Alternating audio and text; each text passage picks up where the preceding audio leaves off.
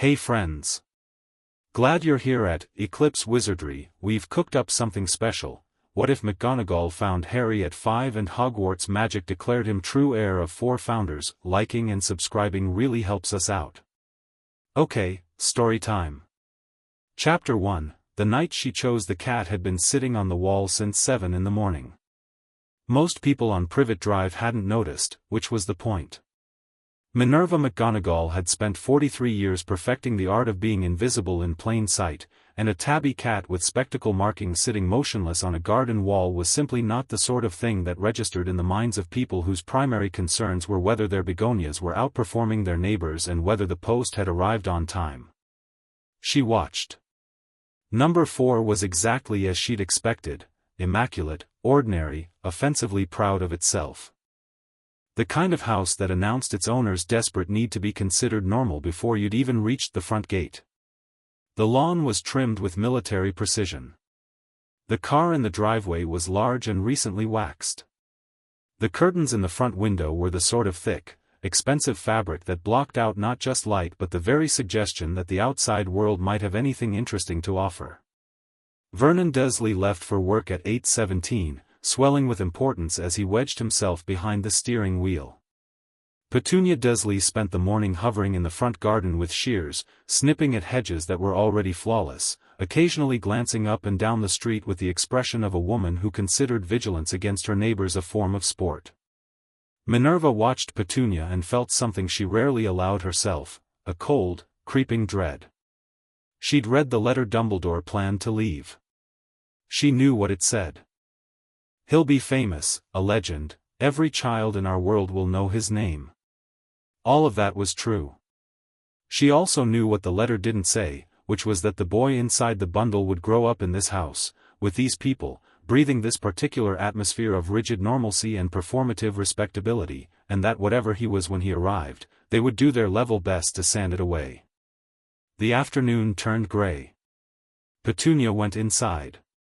Children came home from school. The street settled into its evening rhythms. Minerva waited. She was still waiting at 11:30 when the night went very, very quiet, and Albus Dumbledore appeared at the end of Privet Drive looking precisely like what he was, an enormously powerful wizard who had decided, for reasons he considered unassailable, to leave an 11-month-old child on a doorstep in November. He was wearing a long purple cloak and carrying a device that clicked softly as it swallowed every streetlight within a quarter mile. He moved with the serene confidence of a man who had thought this through from every angle and arrived at the only logical conclusion. He didn't look around. He didn't check the shadows. He never checked the shadows when he thought he was alone. Minerva dropped from the wall, transformed mid-step, and straightened her emerald robes with the precise energy of a woman keeping her temper on a very short lead. Albus. He turned. If he was surprised, it didn't reach his face. Minerva. I had a feeling you might still be here. Did you? It wasn't a question. You've been watching the house. All day, she confirmed. I was hoping you'd change your mind. He looked at her with those infuriatingly kind blue eyes, the ones that had talked her into things she'd later regretted for the better part of 4 decades, and said, gently, I haven't. She looked at what he was carrying. The bundle was wrapped in a thick blanket, deep blue, she could see even in the dark, with small golden stars on it, and the child inside was asleep. One small fist had escaped the wrapping. Even at this distance she could see the lightning bolt scar, still raw-looking, curved against his forehead like a question mark.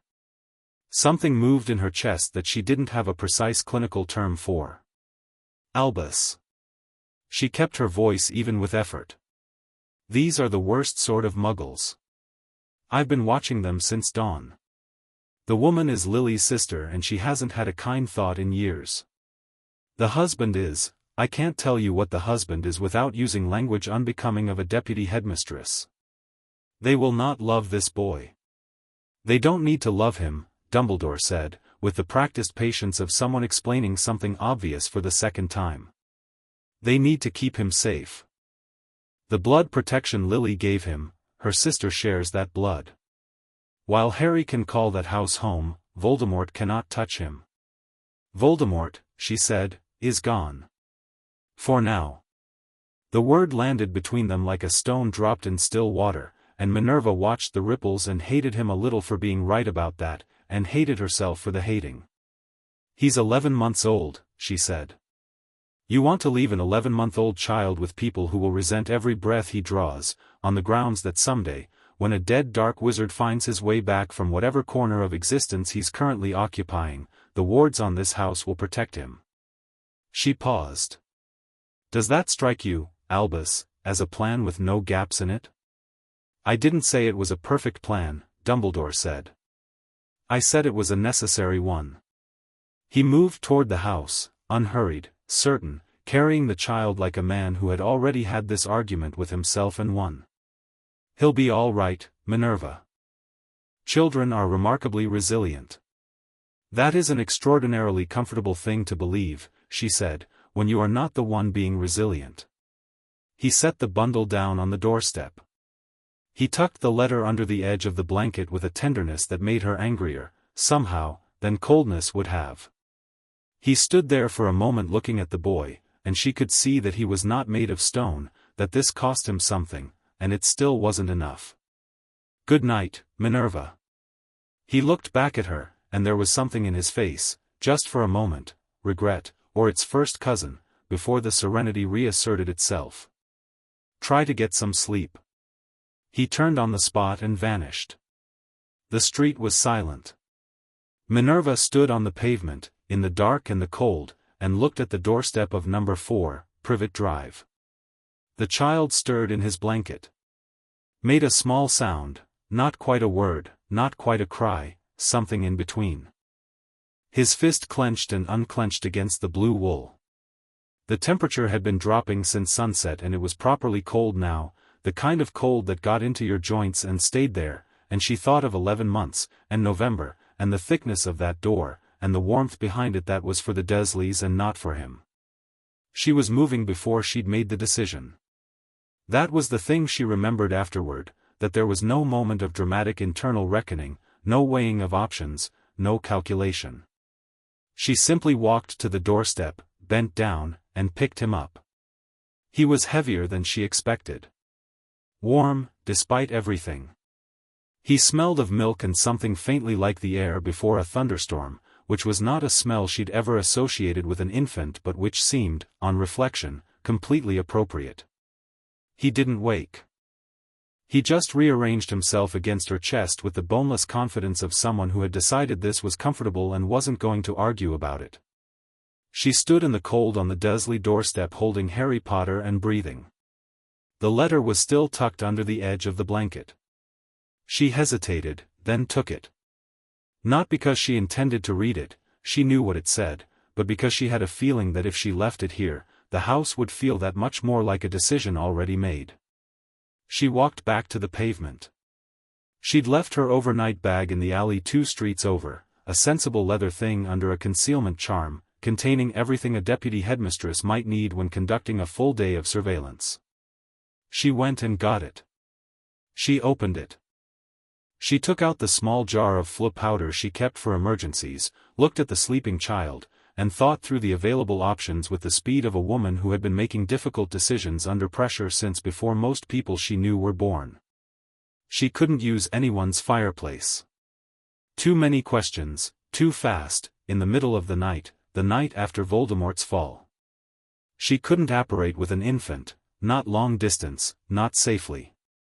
She could call the night bus, but the night bus was noisy and she didn't want noise and she had the strong, sourceless feeling that she wanted to get wherever she was going quickly, before the universe noticed what she was doing and staged an intervention. She opened her bag further and found her broom. It was not, strictly speaking, designed for passenger transport. It was a Comet 260, fast and reliable and intended for a single rider. She'd flown it to and from Hogwarts 100 times. She looked at the broom, and then at the child, who had managed in the last 2 minutes to get both fists in his blanket and was working on getting one to his mouth. Well, she said, to no one in particular. We'll manage. She was in the air 3 minutes later, the boy wrapped in her tartan cloak and secured against her with a careful binding charm she was reasonably sure she'd invented on the spot, climbing north over the dark November countryside with the cold snapping at her face and the lights of London falling away behind her. Harry Potter slept the entire way. She arrived at Hogwarts as the first grey light was touching the mountains. The loch was very still. The castle rose out of the pre-dawn dark the way it always did, enormous and improbable and profoundly, specifically alive in a way that no architect's plans could account for. She'd been coming here since she was 11 years old and she still felt it every time, that particular catch in the chest, that sense of arriving somewhere that was not just a place but a fact. She landed in the courtyard, killed the binding charm, and walked to the main doors. They opened before she reached them. This was not, in itself, unusual. The castle responded to the staff, the main doors recognized her magical signature and had done for 40 years. What was unusual was the way they opened, both doors at once, swinging wide with a low, resonant sound that was less creak and more something she could only describe as a note, deep and sustained, as if someone enormous had plucked a very large string. Every torch in the entrance hall ignited simultaneously. The portraits on either side of the corridor jolted awake, frames rattling, painted figures stumbling to their feet, craning to see. She stopped walking. The torches were doing something she'd never seen before. Each one was burning a different color, one gold, one scarlet, one blue, one green, and the light from them hit the stone floor in interlocking pools that shouldn't have made any visual sense and somehow, breathtakingly, did. "Oh," she said. Her voice echoed oddly. The child in her arms opened his eyes. They were green. She'd known that from Lily, from photographs, from description, but seeing them now, in this light, in this entrance hall, with the castle doing whatever it was doing around them, she felt the word green become inadequate in a way it had never been before. They were the precise green of something very deep and very old that had decided to be bright about it. They looked at her first, and she had the disorienting experience of being assessed by an 11-month-old and feeling like she might not be measuring up. Then he looked at the hall. His face went through 3 expressions in quick succession: surprise, recognition, something that was not quite satisfaction but was adjacent to it, and then he made a sound that was not a word but carried the weight of one. The torches flared. All 4 colors, simultaneously, brightening until the entrance hall was ablaze with warm impossible light. Minerva McGonagall, who had never been a fanciful woman and didn't intend to start now, took a very careful breath and walked inside. She found Dumbledore's portrait, not the man himself, who presumably didn't yet know she'd done what she'd done, but the painted version of his predecessor, who maintained a complete set of staff portraits in his study for precisely this kind of nocturnal emergency, and asked it to wake the heads of house. Then she sat down in the entrance hall with Harry Potter in her arms and waited. Phileas Flitwick arrived first, still in his dressing gown, carrying his wand and a cup of tea that he'd clearly made by pure reflex. He got 3 steps into the entrance hall, saw the lights, saw Minerva, saw the child, and sat down very slowly on the bottom step of the staircase. "Minerva," he said. "Phileas. Is that, yes?" He looked at the torches. He looked at her. He had the expression of a man whose brain was loading several very large files at once. "The castle," he said. "Those colors, I know. That's Gryffindor gold and scarlet. That's Ravenclaw blue. That's Slytherin green." He paused. All 4 founders' colors. Burning simultaneously. "I'm aware of what I'm looking at, Phileas. The castle hasn't done that since," he stopped. Set his cup of tea down on the step beside him. "Minerva, the castle hasn't done that since the founders themselves were alive.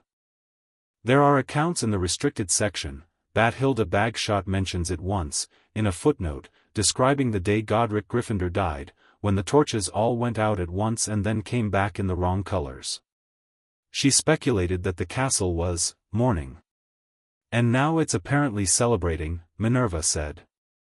Pomona Sprout came in at a run, her gardening boots already on despite the hour, soil still under 2 of her fingernails because she'd been up early checking on the mandrakes.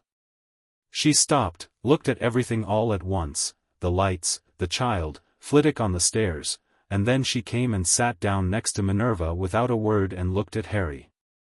He looked back at her with those green eyes. "Hello," Pomona said, in the gentle, unself-conscious way she spoke to seedlings. He grabbed her finger. She made a sound that was absolutely not a sob and pretended very hard that no one had heard it. Severus Snape arrived last. He appeared at the top of the staircase and came down it slowly, his robes already perfect because Snape, unlike normal people, apparently slept in a state of complete presentational readiness.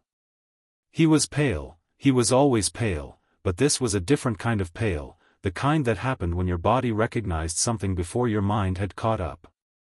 He reached the bottom of the staircase, looked at the child in Minerva's arms, and went absolutely still. Nobody said anything for a long moment. "That is James Potter's hair," Snape said, with the flat precision of a man identifying a threat. "Yes," Minerva said. "And Lily Evans's eyes." "Also yes." Snape looked at the torches. His jaw tightened. Something moved across his face that Minerva couldn't read and wasn't sure she'd want to. "The Blood Wards," he said. "Dumbledore's plan. The Dursleys. A plan which requires this child to grow up in a household I would not leave a garden gnome in," Minerva said. "Which is why we are here instead." Snape looked at her for a long moment. Then he looked at the child again. Harry was looking back at him with the same grave, assessing attention he'd given everything else, and Snape had the visible experience of not quite knowing what to do with being looked at like that. "Dumbledore will not be pleased," Snape said. "No," Minerva agreed. "He won't. He'll come here." "He will." "And you intend to hold my ground," she said. "Yes." Another silence. Flitwick was watching the torches with an expression of academic wonder so intense it had bypassed ordinary emotion entirely. Pomona still had Harry's grip on her finger and seemed to be negotiating a release with limited success. Snape said, very quietly, so quietly she almost missed it, "Good." And then he turned and went back up the stairs, and a few seconds later she heard the distant sound of his office door closing, which was as close to solidarity as Severus Snape was likely to offer at 4 in the morning. Dumbledore arrived at 11. She'd had Harry settled in a spare room off the hospital wing by then. Poppy Pomfrey had descended from the upper floors with a thoroughness of maternal instinct that surprised exactly no one who knew her, examined the child from head to toe, declared him perfectly healthy if a bit underdressed for November, and then produced from somewhere a small conjured crib, a stack of blankets, and a look on her face that said she would be removing the fingers of anyone who tried to disturb her newest patient. Minerva was in her office, drinking her 3rd cup of tea and going over exactly what she planned to say, when she heard his knock. "Come in," she said. He came in and closed the door and looked at her across the desk with those blue eyes that weren't unkind even now, even when she could see the frustration underneath them, and she thought, "I am not moving. Not an inch. Not this time." "Minerva," he said. "Albus. I think you know why I'm here." "I expect you'd like Harry back," she said pleasantly. "The answer is no." He sat down in the chair across from her and placed his hands on his knees and looked at her with an expression she recognized. It was the one he used when he was preparing to be very patient and very reasonable and very gently immovable, and she'd learned over decades that the best counter to it was simply to be more immovable first. "The Blood Wards," he started, "are a long-term solution to a threat that may not materialize for years," she said. "During which time this child would grow up unloved and more than likely mistreated, and you are asking me to believe that the emotional and psychological damage that would cause is an acceptable price to pay for protection against a dark wizard who may or may not manage to reconstitute himself within the decade." She paused. "I am not willing to pay that price on his behalf. You don't know that the Dursleys, I watched them for 12 hours, Albus." "I know." He was quiet. "Furthermore," she said, there's the matter of what happened last night when I brought him here. She opened the desk drawer and took out the notes she'd made in the small hours, precise and detailed in her sharp handwriting. The castle reacted to his presence in a way that hasn't been documented since the founders were alive. All 4 torch colors. Doors opening on their own, not just the main doors, the passage doors, the classroom doors, half the doors in the East Wing, which have been locked for 30 years. The portraits in the Hall of Records woke up and apparently started talking to each other in a language that Sir Cadogan described as proper old speech, and that Flitwick believes may be proto-magical Latin. She set the notes down. He's something, Albus. Something the castle recognizes. And you want to put him in a house on Privet Drive. Dumbledore looked at the notes. He looked at her. Something shifted in his face that was not quite capitulation but was in the neighborhood. You can't raise a child in a school, he said. Other people have, she said. Argus Filch grew up in this castle, granted, that's not the strongest argument I could make, but the principle holds. This castle has more living space than a small village. I have a set of rooms I use perhaps a quarter of, most of the staff quarters are larger than sensible, and Poppy has already claimed squatters' rights on the child's sleeping arrangements, so really the logistical concerns are, Minerva. His voice was gentle. It's not just logistics. I know what it's not just, she said.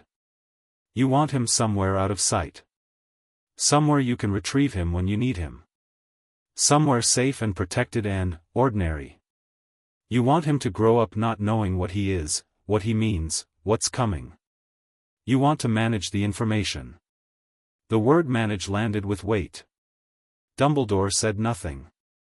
I understand why, she said, more quietly. I understand the instinct. If he doesn't know what he is, he can't be manipulated by the knowledge. If he grows up humble and uncertain, he arrives at Hogwarts without arrogance, without expectation, without the particular kind of pressure that fame creates in very young people. She folded her hands on the desk. I even think some of those concerns are valid. But Albus, he's 11 months old and the castle just lit itself in 4 colors at once. I don't think your plan for his childhood is going to be available anymore. Another silence. Longer this time. You'll need help, he said finally. She permitted herself a very small internal victory. I'll have the staff. Not all of them, enough of them. She picked up her teacup. Poppy. Filius. Pomona. Even Severus, if only from a distance. At Snape's name something passed over Dumbledore's face, a complicated rearrangement of feeling. Severus saw him? Last night, yes. And nothing. He went back to his rooms. She paused. He didn't argue against Harry being here. For Severus, that qualifies as enthusiastic endorsement. Dumbledore looked out the window for a long time. The grounds were grey and still in the November morning. The lake was a mirror. Somewhere below, she knew, the Whomping Willow was doing its restless winter thing. I want to be involved, he said. In his upbringing. I have things I need to ensure he understands. When the time comes. When the time comes, Minerva said carefully, you may speak with him. I won't prevent that. But you will do it honestly, Albus. No manipulating. No managing the information to suit the game you're playing. If he asks you a straight question, you give him a straight answer. Dumbledore looked at her. Those are my terms, she said. He held her gaze for a moment longer, and then something that might have been relief moved across his face, so briefly she might have imagined it. As if a part of him was glad to have the decision taken out of his hands. Very well, he said. She nodded. He stood, gathered his robes, moved toward the door. Then he stopped with his hand on the frame and said, without turning, for what it's worth, Minerva, you may be right about Petunia. I know I'm right about Petunia, she said. He left, and she sat alone in her office for a moment, and then she let out the breath she'd been holding since roughly 7 o'clock the previous morning, and her hands, she noticed, were perfectly steady. She went back to check on Harry at noon. He was awake, sitting up in the crib with Poppy hovering 3 feet away, maintaining the expression of someone who was absolutely not besotted, and he had done something to the curtains. Minerva stopped in the doorway. The curtains were light blue, thick velvet, perfectly ordinary hospital wing curtains that had been hanging in this room since before she'd arrived as a student. They were now, unmistakably, moving. Not in a breeze, the window was closed, but in a slow, regular rhythm, like breathing, each fold rising and falling with a gentle patience. "He's been doing that for about 10 minutes, Poppy said, keeping her voice carefully clinical. "I think he finds it soothing. Possibly he thinks they're alive." "Maybe to him they are," Minerva said. She crossed the room and sat in the chair beside the crib. Harry turned at her approach with the immediate, total attention he seemed to give everything, that searching, evaluating look that reminded her forcibly of someone who'd learned to read people early because they'd had to. Except he hadn't. He'd only been in the world for 11 months. There was nothing that should have taught him wariness yet. She thought, suddenly, of the Dursley house. Of the way Petunia had looked at things. Of the particular quality of that indifference. Maybe he didn't need to be taught wariness. Maybe it was already there, something woven into the magic that had kept him alive the night his parents died, the night a killing curse had bounced off his forehead and left nothing but a scar. "Hello," she said, which felt insufficient but was a start. He looked at her. Then he reached up and grabbed the front of her robes. She looked down at his hand, small and certain against the dark green wool, and thought, right then. This is what happened. The curtains breathed their slow warm rhythm. She reached into the crib and picked him up, and he settled against her shoulder with the same easy confidence he'd shown on the broom, and she thought about the torches last night, all 4 colors, and the doors opening, and Flitwick's face when he'd talked about the founders, and the word heir sitting in the back of her mind like a coal that had been placed there very deliberately by something much larger than either of them. "You're going to be complicated," she told him. "I can already tell." He made a sound against her shoulder that might have been disagreement.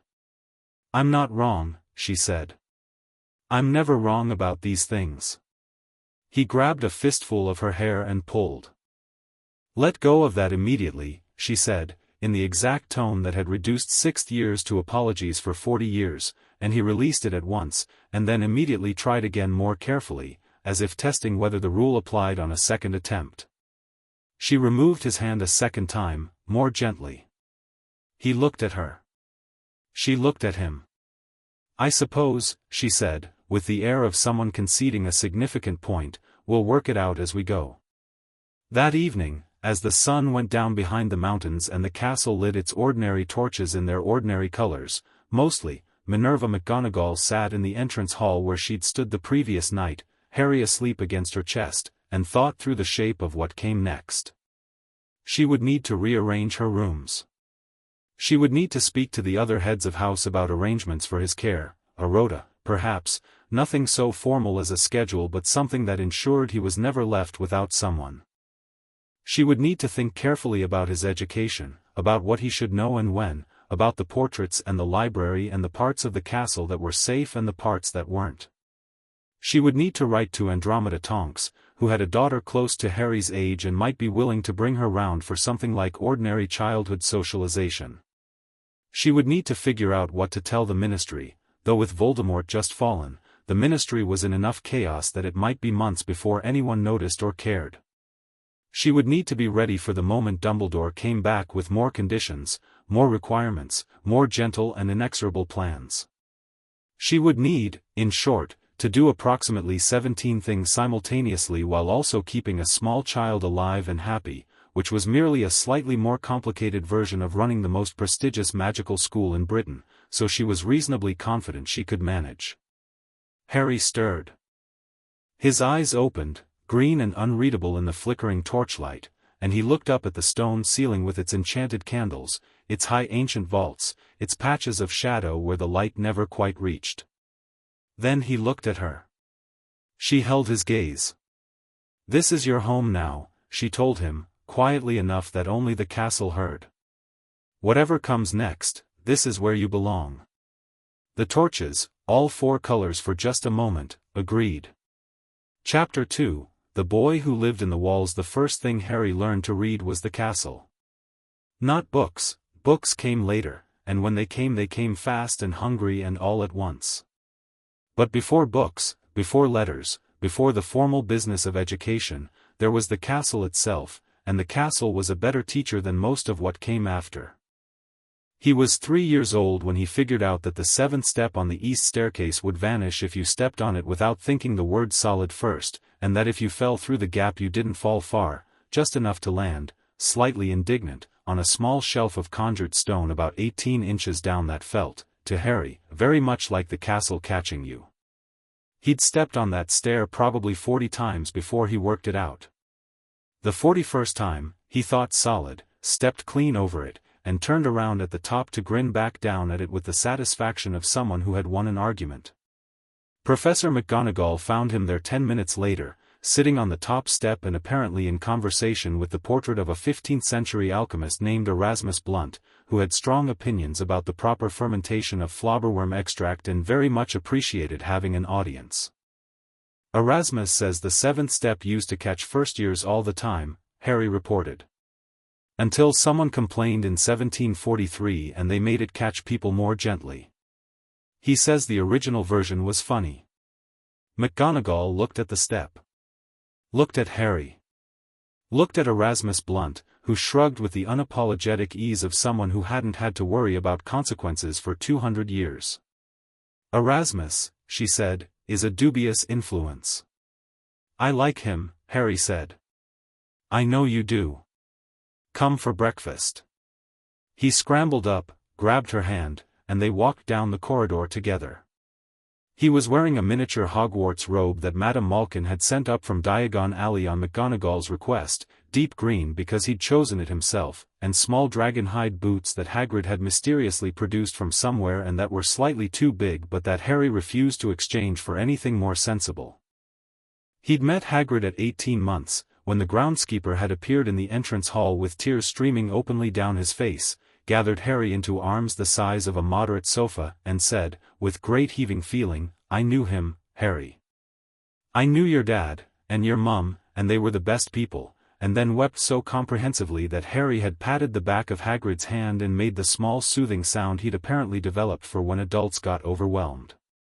McGonagall had watched this and felt 2 things simultaneously, a fierce, aching tenderness, and the practical recognition that Hagrid was now utterly lost on the child, which meant Harry had effectively acquired another person who would do nearly anything for him. By the time he was 5, the list of people in this category included Hagrid, Flitwick, Sprout, Poppy, every portrait in the East Wing, the Bloody Baron, who nobody had ever liked and who had inexplicably taken to following Harry around at a careful distance, and at least 4 of the house elves, who considered Harry their personal project and kept appearing in his rooms with snacks at structurally improbable hours. Snape was not on the list.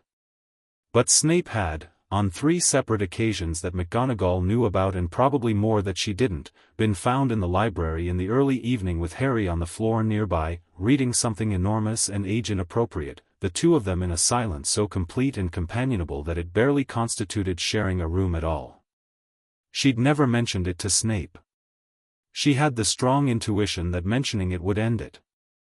Harry was 4 when he had his first real conversation with a snake. It was a garden snake, thin and dark green, living in the roots of an old oak near Greenhouse 2. He'd been with Pomona Sprout, learning the difference between Dittany and Feverfew, when he'd looked at the roots and said, quite conversationally, "She says the soil is too dry over here." Pomona looked at the snake, who was indeed doing something communicative with her posture. She looked at Harry. "The snake told you that?" she said. "She says it's been dry for 2 weeks and she doesn't like it," Harry confirmed. "She also says there's a Boonderman nest under the 3rd greenhouse but she doesn't care about that because they don't bother her." "Harry," Pomona said carefully. "How long have you been able to understand snakes?" He thought about it. "Always," he said, with the complete confidence of someone who had never known it to be any other way. Pomona watered the dry patch and then went to find McGonagall, because she had a rule about discovering significant things, and the rule was that McGonagall needed to know within the hour. McGonagall listened. She sat very still, her hands around her tea, and said nothing for a long moment. "Parseltongue," she said. "Yes," Pomona said. "In a 4-year-old. A very matter-of-fact 4-year-old. He seemed to think it was completely ordinary." McGonagall looked at the window. "This doesn't leave these walls, Pomona. Not yet. Not until I understand it better." "Of course," Pomona said. "Though I'd mention, the snake was very clear about the soil. I checked, and she was right. Whatever this is, it's accurate." McGonagall almost smiled. "Almost. Of course it is," she said. "Naturally. She didn't tell Dumbledore." She filed the information carefully in the part of her mind where she kept the things she needed to understand before she handed them over to someone else's interpretation, and she waited, and watched, and thought about Salazar Slytherin, and the chamber, and 4 torches burning in the entrance hall the night Harry arrived, and the word heir that had been sitting in the back of her mind for 3 years. The castle, for its part, continued to make its feelings plain. Doors opened for Harry that opened for no one else. Not the main doors, those responded to staff magic, and Harry wasn't staff. These were older doors, doors that had been sealed for decades or centuries, that had no visible lock and no obvious handle, that had simply stood in their frames for so long that people had stopped registering them as things that could open at all. Harry walked up to them and they opened. He was 5 when he found the Room of Portraits, a long gallery in the East Tower that nobody had used since the early 1900s, hung floor to ceiling with paintings of people nobody in the current staff could immediately identify, but who turned out, after Flitwick spent a very excited 3 weeks in the restricted section, to be pre-founders magical practitioners. People who had lived in the valley before Hogwarts was built, who had advised the founders during construction, who had in some cases been present for the laying of the first stone. They were delighted to see Harry. They'd been sealed in that room for 100 years and they were, to put it mildly, ready to talk. Harry spent most of his 5th year in there. McGonagall checked on him every 2 hours and found him sitting cross-legged in the middle of the gallery with the afternoon light coming in at angles, listening to a woman named Aldith, who had apparently been Rowena Ravenclaw's teacher, explain the theory of magical resonance in a way that a 5-year-old should by rights have found incomprehensible, but that Harry appeared to be absorbing with the focused attention of someone taking notes. He didn't take notes. He remembered everything. She didn't know exactly when she'd first noticed that, but it was somewhere around his 4th birthday. The quality of his memory was not ordinary. He didn't just recall facts. He recalled the shape and texture of things he'd been told, the way something had felt when he understood it, the specific quality of a moment. He could reproduce conversations verbatim weeks after they'd happened. He could walk through a room he'd been in once, months ago, and tell you where every object had been standing. Flitwick, who was quietly beside himself with academic excitement most of the time Harry was in his vicinity, described it once as eidetic recall with intuitive integration, and then had to explain what that meant to Pomona, who already understood it perfectly well and was just making Phileas feel useful. He doesn't just remember things, Flitwick said. He connects them. Automatically. He hears a piece of information and before you finish telling him, he's already worked out 3 ways it relates to things he already knows. It's like watching someone build a web in real time. He's 5, Pomona said. I know, Flitwick said, with the tone of someone for whom this was the most astonishing part. He started learning to control his magic around age 6, and the word control barely applied to what happened.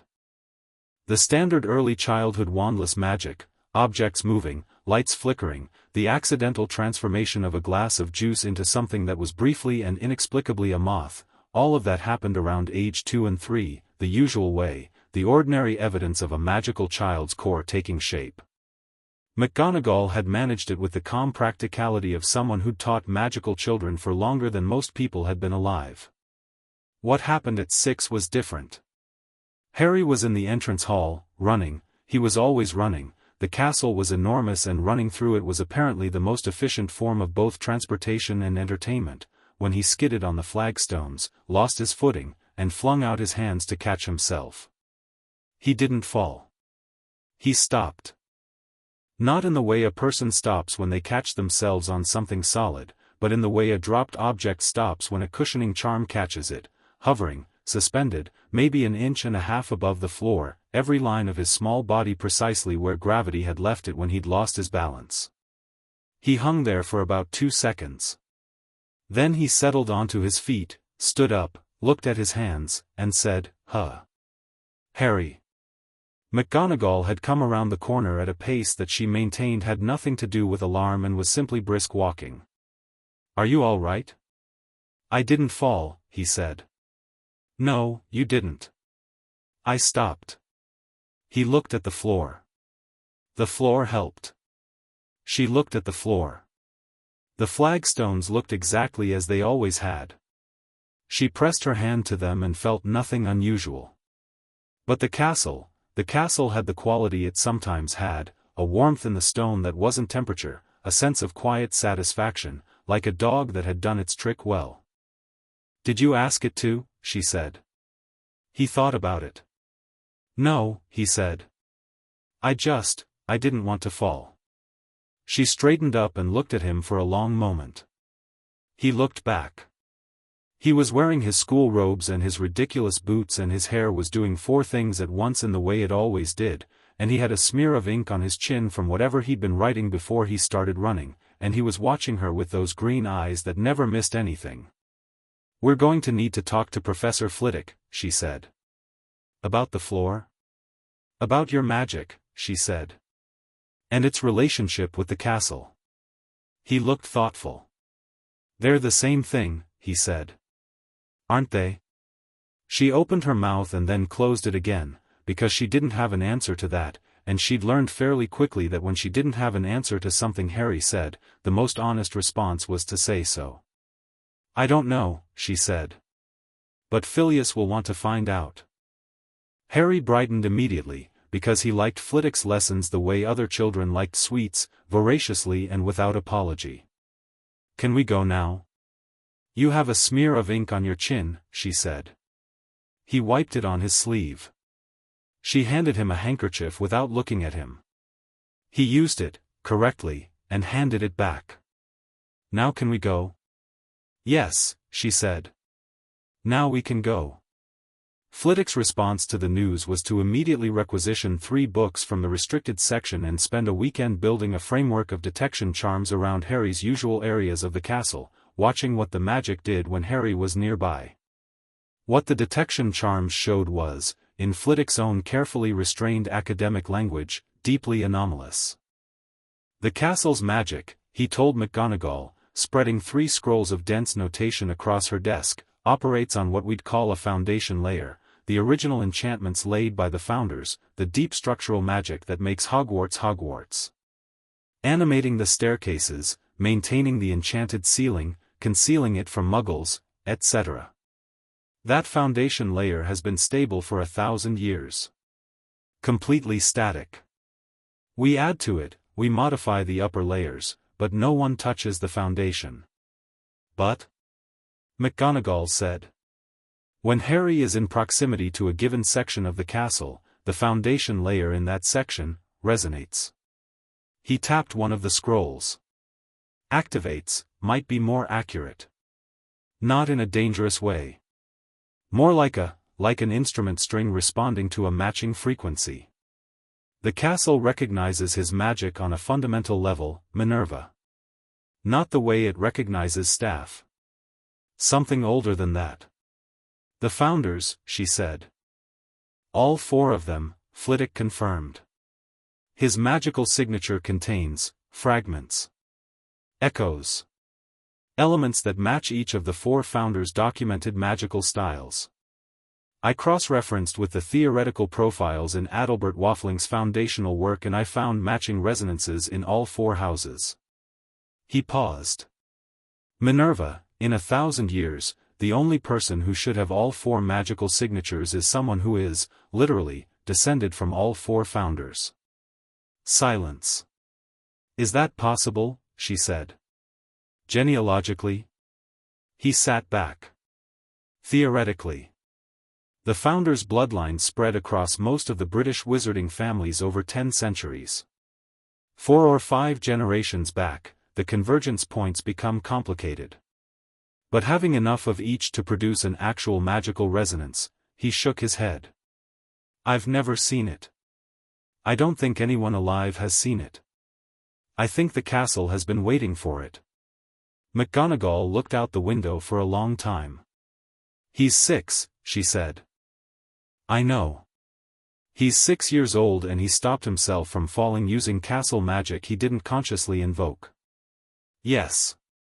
What, she said carefully, does he become in 10 years? Flitwick folded his scrolls with the neat precision of a man who had looked at that question and decided to approach it with data rather than feeling. Something remarkable, he said. I think he becomes something genuinely remarkable. The summer Harry turned 7, Dumbledore came to have tea. This was not unusual. Dumbledore visited Hogwarts regularly, maintained his office and his phoenix and his collection of curious instruments, attended staff meetings, and generally behaved as though he were still headmaster on some cosmic technicality while scrupulously avoiding telling McGonagall how to run things. They had reached, over 6 years, an equilibrium. It was sometimes uneasy. It held. What was different about this particular tea was that Dumbledore asked to spend an hour with Harry alone. McGonagall said yes, because she'd promised she would, and because she trusted Dumbledore, with reservations, with her eyes open, but trusted him. She went to her office and graded papers and attempted not to count the minutes.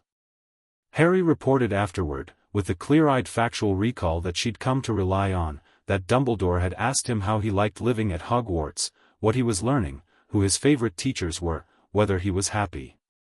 Standard questions. Getting to know you questions. Then Dumbledore had asked, in the same pleasant conversational tone, whether anyone had told Harry about his parents. Harry had told him, McGonagall had. That his parents were James and Lily Potter, that they had been brave and clever and kind, that they had died to protect him, and that their love was what had kept him alive. And you said? McGonagall prompted. I said I knew. He was sitting on the edge of her desk, swinging his feet, eating an apple she'd given him. He seemed a bit, I don't know. Surprised. What did he say then? He said there was more to tell me. When I was older. Harry took a bite of apple. I said okay. McGonagall set down her quill. Was that it? He asked me once if I missed having a regular family. Like, a house and a mum and stuff. Harry considered this with the slightly detached interest he applied to most things that touched him personally, as if his own interior life was an interesting subject he was studying from a moderate distance.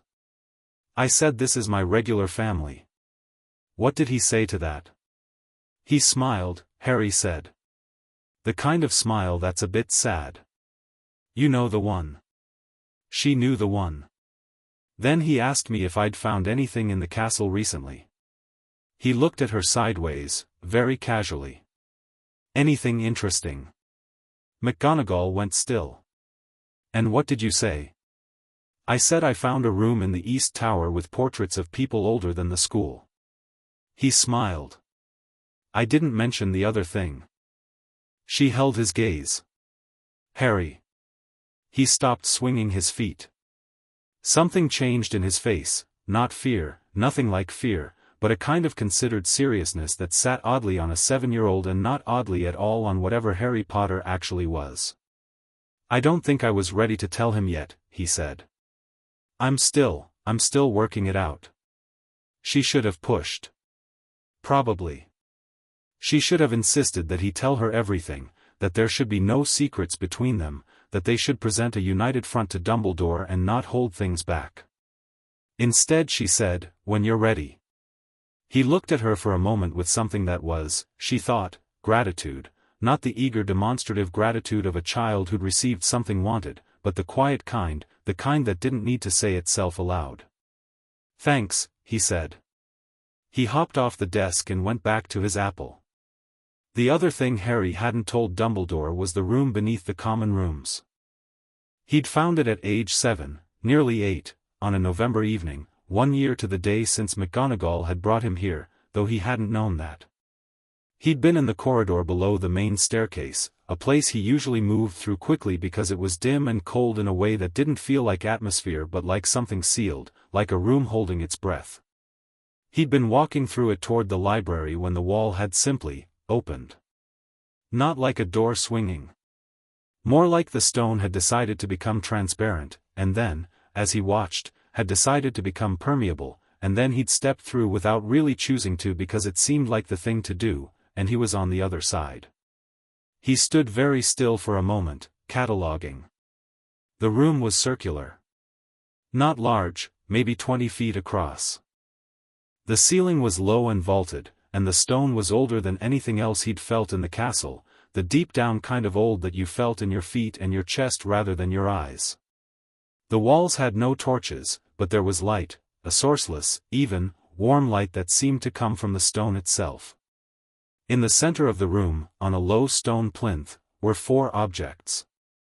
A sword. Worn and plain-hilted, with no ornamentation except a faint engraving along the blade that he couldn't read from a distance. A cup. Bronze or copper, wider at the top than the bottom, with 2 small handles and a single rune pressed into its side. A diadem. Thin silver, set with a single blue stone, the kind of blue that reminded him of the sky at the highest point of the astronomy tower just before it went dark. A locket. Gold, oval, the size of his palm, with a serpentine S on its face done in green enamel. He stood in the entrance of the room and looked at them for a long time. Then he walked to the plinth and reached out. He touched the sword first, because the sword was most obviously itself, solid and purposeful and simple. The metal was warm under his hand, warmer than the room could account for. When his fingers closed around the hilt, he felt something pass through him like a warm wind, interior, like a window opening inside his ribcage. Courage, the sword said, not in words, in the way that things speak in dreams, a whole landscape of meaning arriving at once. The willingness to stand between. It felt like standing in strong weather and leaning into it. It felt, oddly, like McGonagall. He let go, breathing, and touched the cup. The cup was older than the sword in a way he couldn't have explained. It gave him patience. Not the passive kind. The kind that had roots. The kind that knew exactly what it was waiting for and would wait as long as required, with its full attention, without resentment. It felt like the castle itself. It felt like Sprout, kneeling in the greenhouse soil, understanding that things grew in their own time. The diadem felt like clarity. Not cold clarity, the kind that cut things apart, but full clarity, the kind that let you see everything at once, edges and context, detail and whole, the beautiful and the difficult simultaneously. It felt like Flitwick mid-lesson when he was explaining something so well that the explanation was almost music. The locket was last. He hesitated on it longer.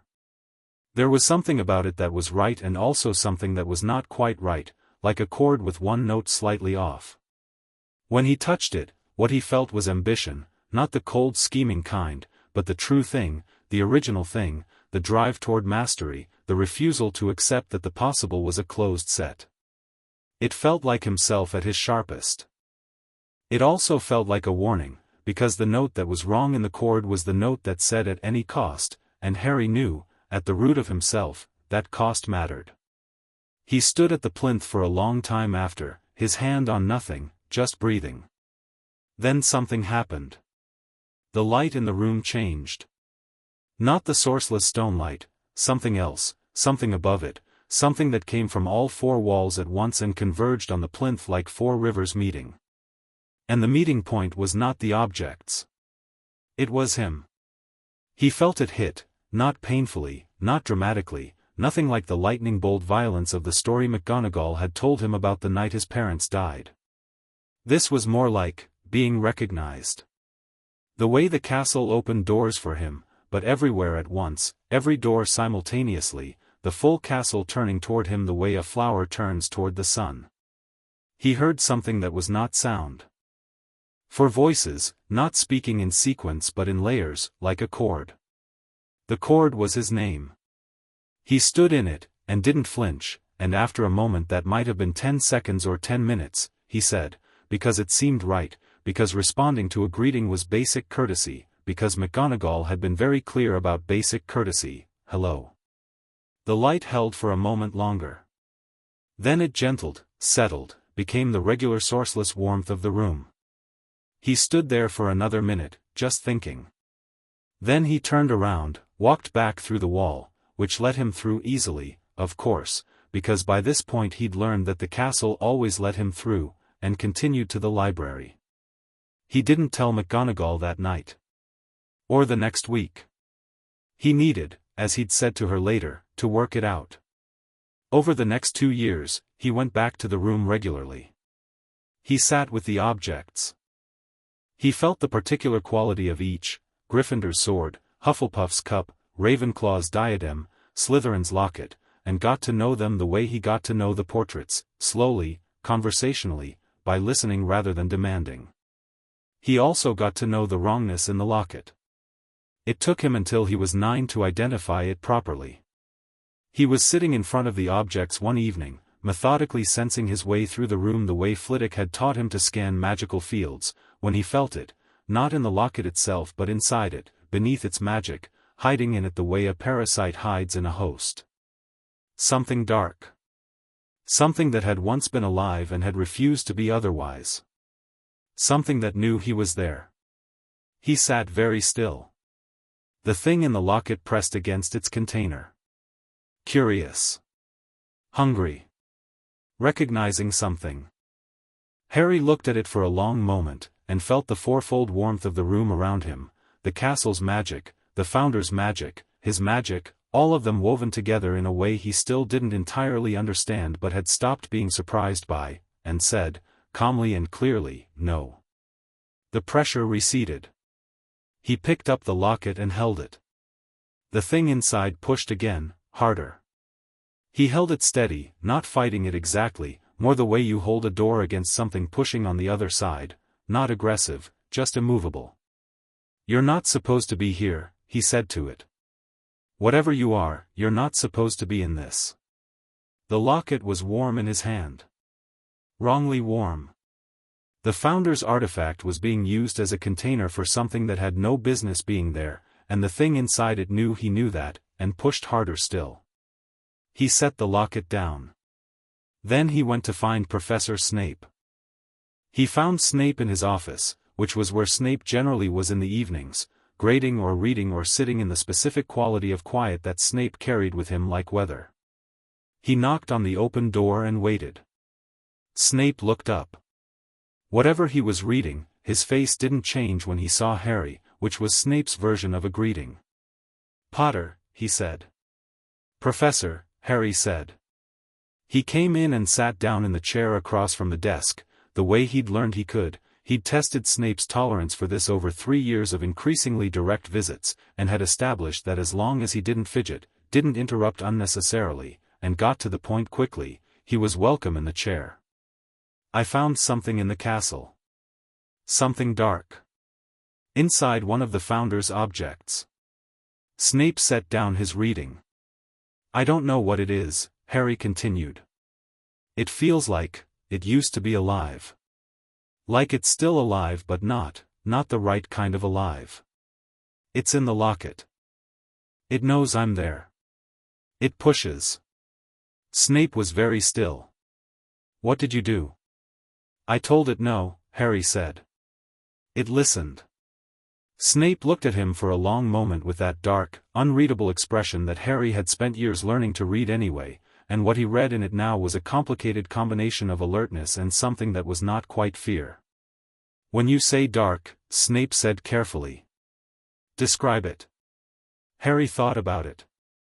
Like a shadow that's trying to be a fire, he said. It wants to spread. It wants space. It wants to be bigger than it is. And it's angry. He paused. It's been angry for a long time. Snape stood up. He crossed to his private bookshelf, not the teaching shelves but the personal ones, the ones against the far wall, which Harry had been looking at sideways for 2 years, and pulled out a slim black book that he held for a moment before opening. What you're describing, Snape said, not looking at him, is consistent with the theory of magical soul fragmentation. The creation of what some texts call a, he stopped. Looked at the book. Seemed to be making a decision. A Horcrux, Harry said. Snape looked at him sharply. Aldith told me about them, Harry said. The portrait in the East Tower. She said Slytherin himself had theories about it. She didn't think he ever more actions request aborted. Write the next chapter now. Chapter 3, First Year, First Blood. The Hogwarts Express left King's Cross at 11 o'clock on the 1st of September, and Harry Potter was not on it. He didn't need to be. He was already there. He'd been awake since 5, not from nerves. He didn't have nerves about this the way he understood other students did, which was to say he didn't lie awake catastrophizing about sorting or friendships or whether his robes fit. He'd been awake because the castle had been awake, doing something low and ambient in the stone walls, a kind of anticipatory hum he'd never felt before. Like a theater before the curtain. Like the moment before a storm breaks, when everything goes very still and charged. He'd gone up to the astronomy tower at sunrise and watched the grounds come into the morning light, the lake going from black to grey to silver, the forbidden forest holding its dark along the tree-line, the Olor's early traffic crisscrossing the pale sky. He'd watched Hagrid get the boats ready at the shore, moving with his enormous unhurried efficiency, singing something tuneless under his breath. He'd watched the first groundskeeping charms of the year kick in and repaint the Quidditch pitch lines in fresh white. He'd eaten breakfast alone in the Great Hall, which was another thing he'd been doing for years. The house tables weren't his to sit at yet, and the staff table felt formal in the mornings, so he had his particular spot at the end of the Hufflepuff table nearest the door where the house elves had long since learned to bring his tea and toast and the specific kind of marmalade he preferred. He'd read for an hour. He'd visited the East Tower portraits and told Aldith and the others that today was the day. Aldith had been emotional about it in the way very old portraits sometimes were, a kind of layered feeling, nostalgia and excitement and something almost elegiac. You'll do well, she'd said, which was not the same as good luck and they both knew it. It was something older and more certain. He was sitting in the entrance hall when the carriages arrived. Not the first-year boats, those came later, across the lake in the dark with Hagrid singing at the prow. These were the carriages from Hogsmeade Station, the ones that carried the 2nd through 7th years, drawn by Thestrals that Harry had been able to see since he was 8 years old and that he found, personally, quite elegant. He watched them come up the drive in the late afternoon sun, and felt the castle around him shift from its private morning hum to something larger and louder, like a chord-gaining instruments. Students poured through the main doors. He watched from his spot against the far wall, quiet, his hands in his robe pockets, his school trunk already in the room McGonagall had assigned him, a room that was technically in the area near Gryffindor Tower but wasn't in Gryffindor Tower, because his sorting hadn't happened yet, and where he would sleep precisely one night because after tonight he would belong somewhere or everywhere and the geometry of that was still interesting to him. They didn't notice him at first. They were busy with the particular energy of returning students, the shouting and the collision of greetings and the competition for the best spots, everyone moving at once. He watched a pair of second-year boys race up the marble staircase and vanish. He watched a group of Ravenclaw girls come in together in an effortlessly compact formation. He watched a tall red-headed family, 5, 6, 7 of them, strung out across the entrance hall like a scattered deck of cards, and thought there was something immediately comfortable about them, something that reminded him of the kitchen at 3 in the morning when all the house elves were working and the warmth and noise were impossible not to feel settled by. He was still watching the redheads when the voice came from his left. "You're the boy who lives here." He turned. A girl. Brown hair, slightly wild, large brown eyes behind which things were visibly moving very fast. She had a new robe with a price tag she'd missed on the inside collar, a book bag that was substantially heavier than recommended for an 11-year-old, and the focused energy of someone who had been waiting their entire life for this particular Tuesday. "Harry Potter," he said. "Hermione Granger." She said it the way people state positions in an argument. "I've read about you." "People say that," he said. Not what the general books say," she amended quickly, with the slight impatience of someone correcting a misunderstanding before it went further. "I found a reference in Magical Theory, the Tofty edition, not the standard text, to an anomalous magical event at Hogwarts in November 1981. A four-color torch phenomenon.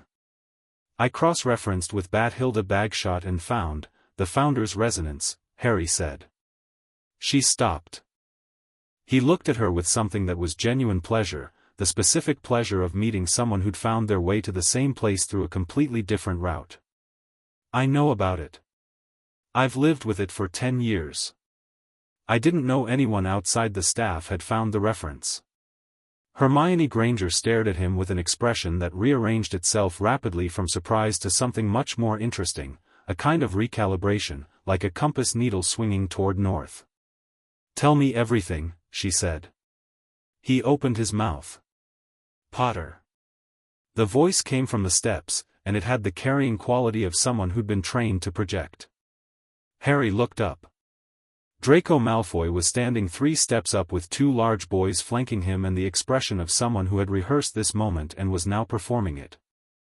Harry had known Draco Malfoy was coming the same way he'd known various things about the incoming first-year class.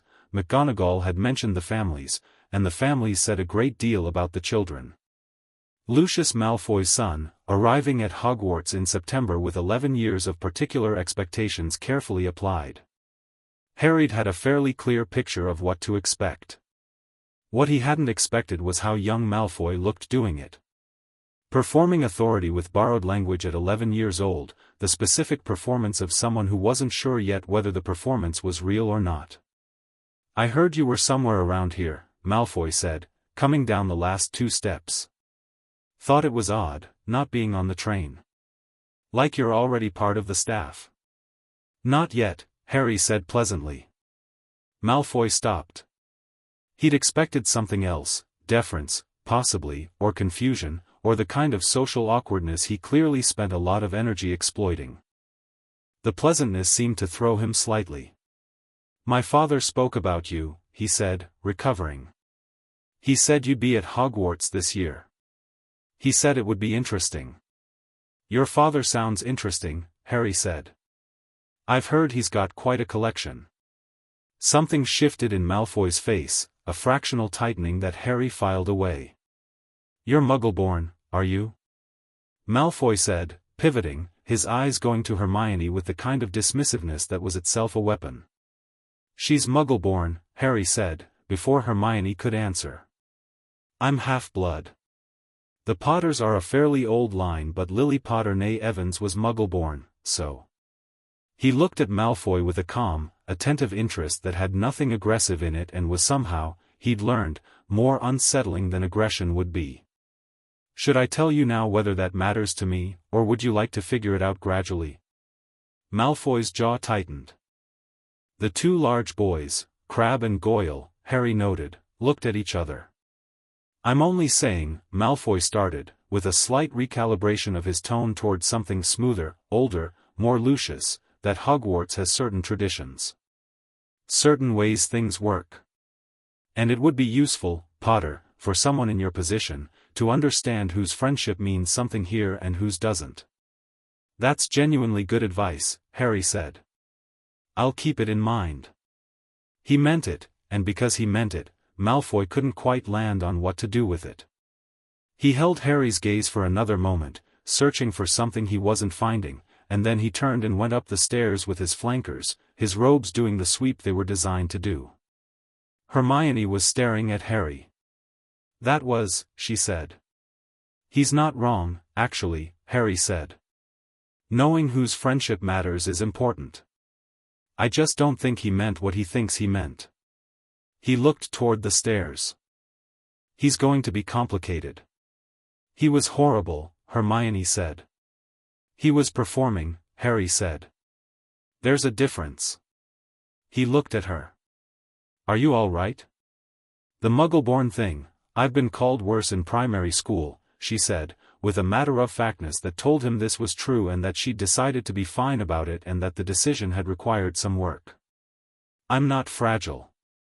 I know, he said. I asked anyway. She looked at him. The recalibration again, he could see her updating something.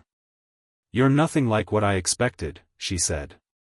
What did you expect? Honestly? Either very grand or very traumatized. She said it without apology, the way she said most things. You're neither. Hogwarts is a very good place to grow up, he said. She looked around the entrance hall, at the stone and the torches and the staircases moving in the middle distance and the enchanted ceiling beginning its evening cycle above the great hall doors. He watched her look at it the way he'd looked at it 1,000 times, with the specific hunger of someone who recognized that they were in a place that deserved all the attention you could give it. Yes, she said softly. I imagine it is. The boats arrived at dusk. Harry watched the first years come up from the lake with Hagrid at their back, the castle blazing above them against the dark sky, and felt the memory of it that he didn't actually have, his own arrival, which he'd experienced at 11 months and didn't consciously remember but which the castle did, which it had shown him once in a dream so vivid he'd woken up crying without knowing exactly why. He spotted Ron Weasley immediately, because Ron Weasley was impossible not to spot, tall for his age, vivid red hair, moving through the group with the easy physical comfort of someone who'd grown up with siblings and knew exactly how to navigate a crowd. He was talking to a small boy with a round face who looked terrified and making him laugh, which was, Harry thought, a good sign about Ron Weasley. Neville Longbottom, he thought. He knew the name. McGonagall had said it once, carefully, with a weight in her voice that he'd noticed and remembered, the Longbottom boy, like the name was still tender.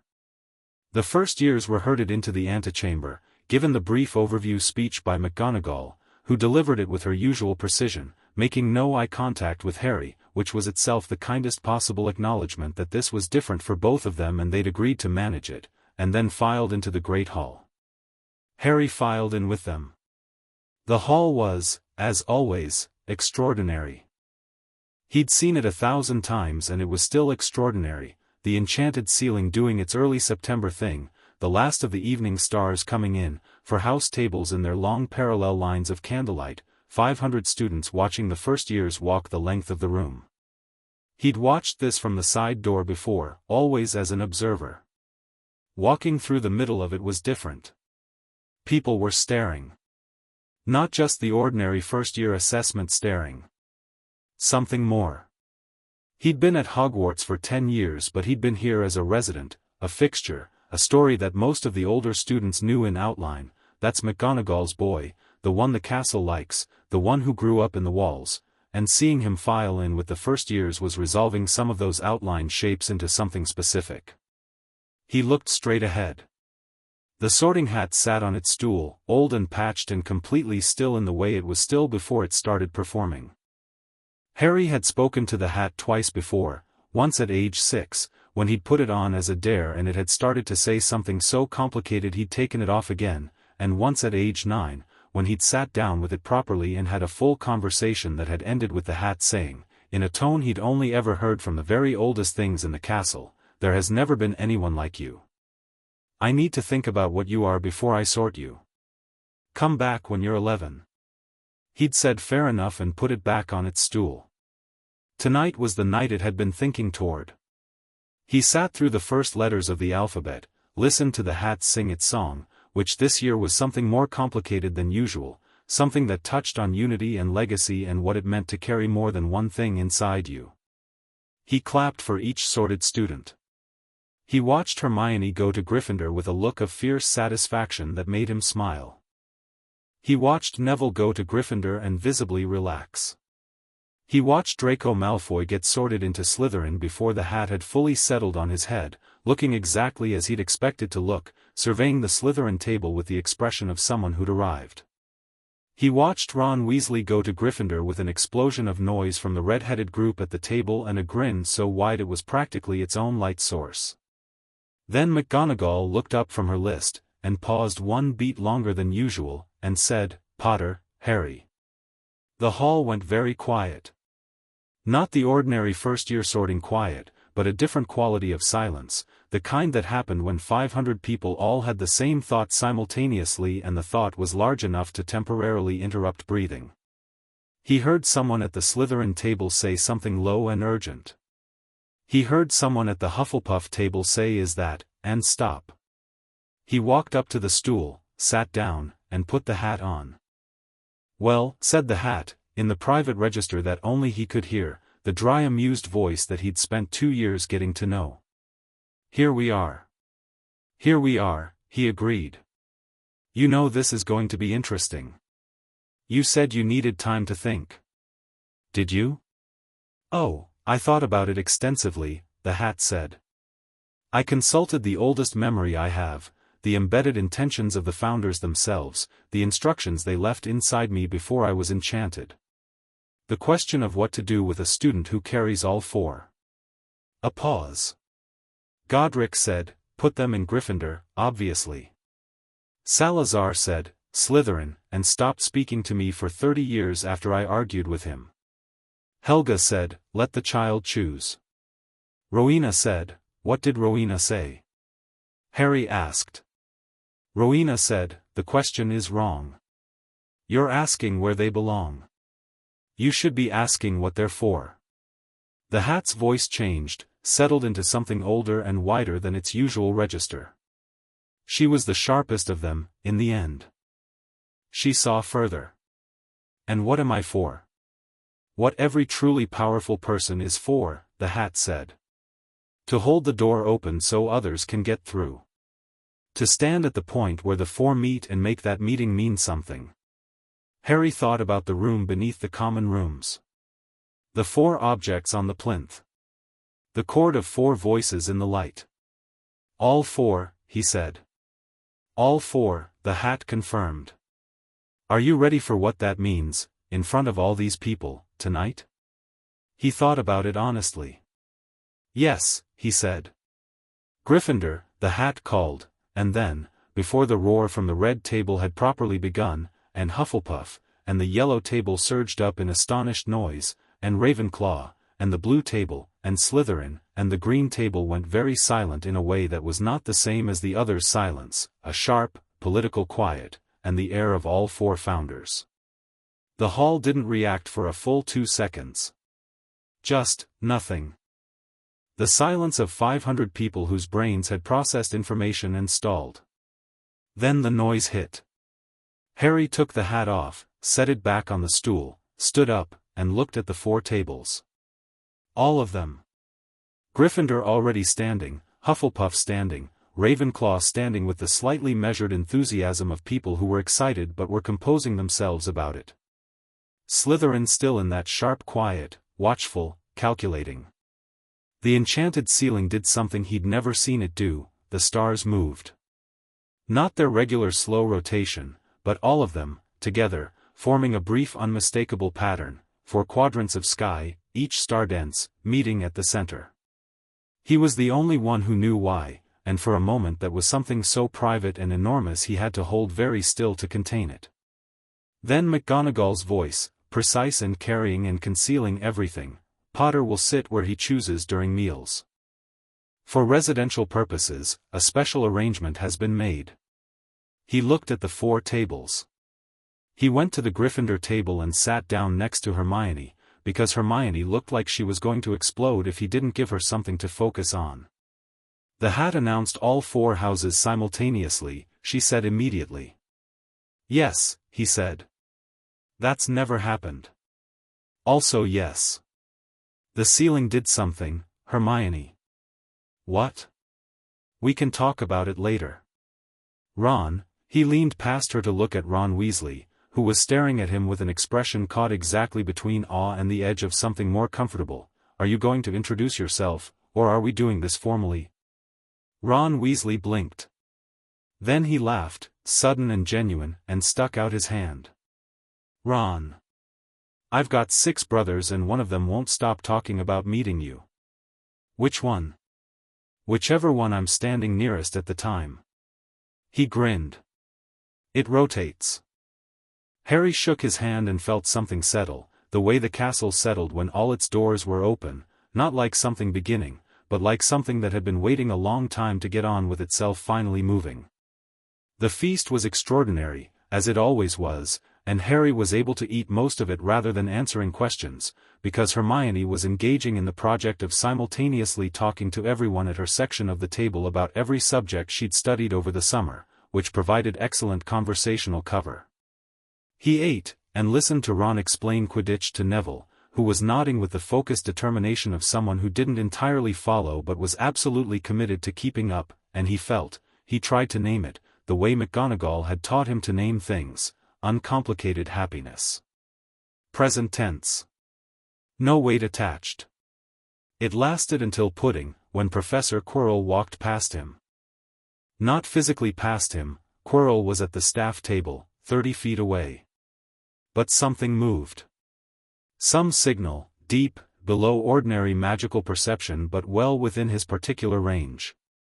He felt the castle feel it too, a small involuntary tightening in the stone around him, like a body going wary without deciding to.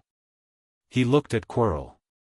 The defense against the dark arts professor was thin and pale and wearing a turban that Harry'd heard about from the portraits, who'd been watching the staff all summer and who had collectively strong opinions. He was looking at his food with the focused attention of someone who was working very hard at appearing at ease.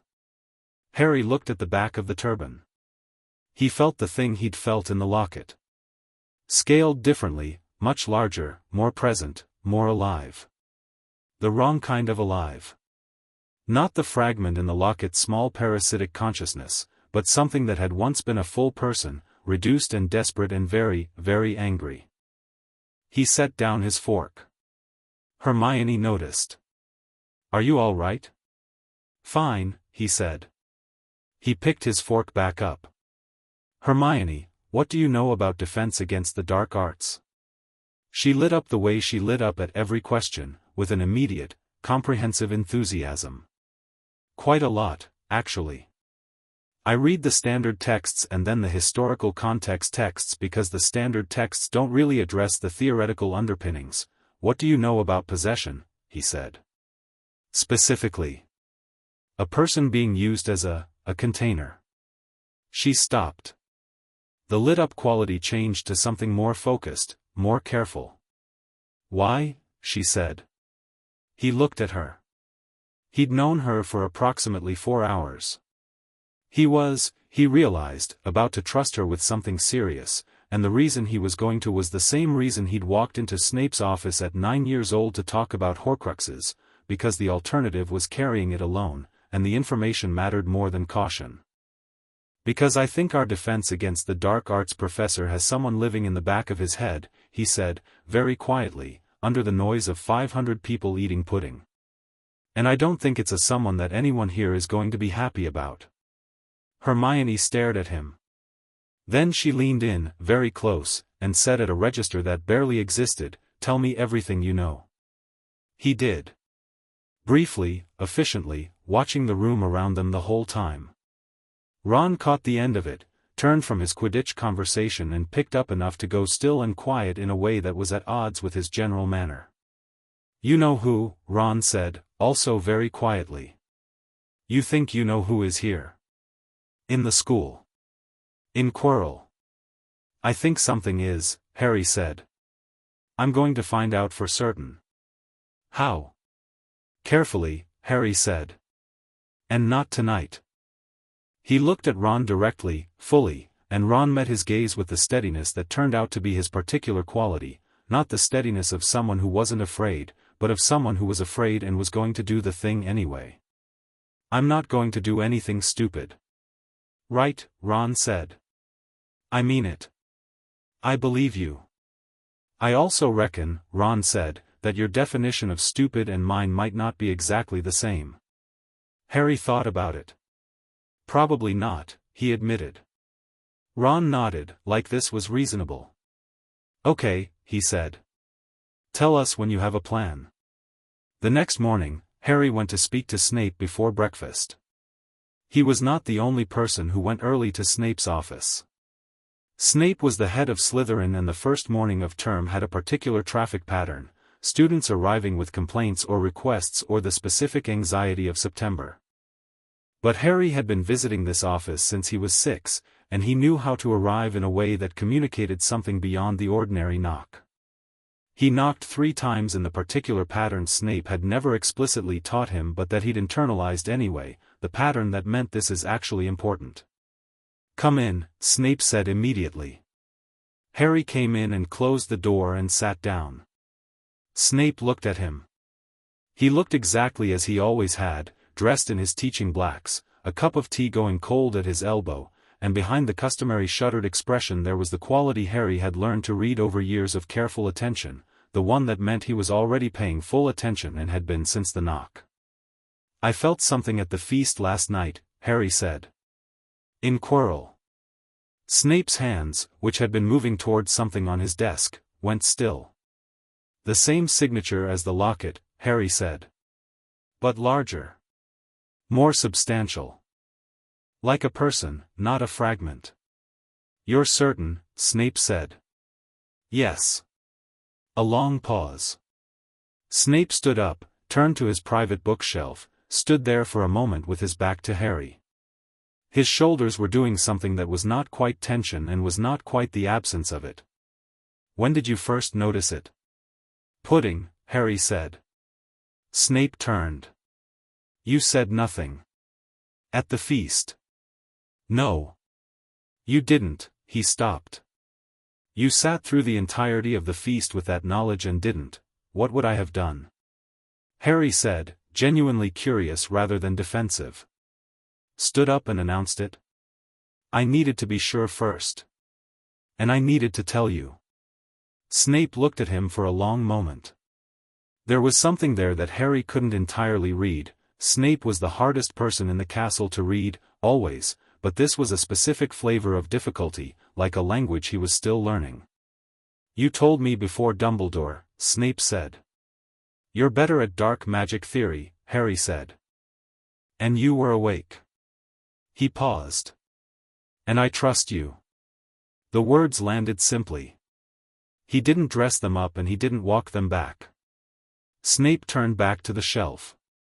After a moment he said, with his back to Harry and in a voice that was very carefully constructed to carry no particular weight, the Dark Lord. A statement, not a question. You believe he's possessing Quirinus Quirrell. I believe something that is or was Voldemort is using Quirrell as a container, Harry said. Like the locket, but bigger. Angrier. And it knows I'm here. I don't know how much of Quirrell is left. Snape was quiet for 30 seconds. There is an object in this school, he said slowly, that the Dark Lord would want above nearly all others. We have been aware, for some time, that it might be a target. He turned. The Philosopher's Stone.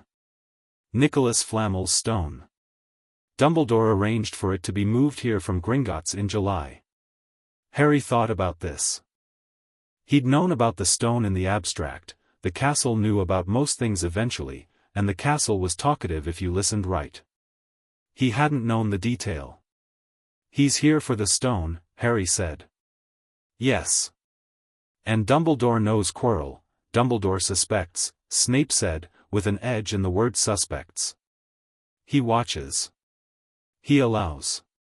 Something tightened in his expression. He believes Quirrell can be observed and contained. That the stone's protections are sufficient. Are they? Snape looked at him with a directness that he rarely deployed before noon. They were designed without accounting for the specific form the threat has taken. And no, he said. I don't believe they are sufficient. Harry nodded slowly. Then we need to do something about that. You, Snape said, and there was something in his voice that was not quite the word you but was the feeling behind it, a complicated knot of things that had been accumulating for 10 years, are 11 years old. And you're on my side, Harry said, with absolute certainty. So tell me what you know about the protections. Snape held his gaze. Then he sat back down at his desk, picked up his cold tea, looked at it, set it down again.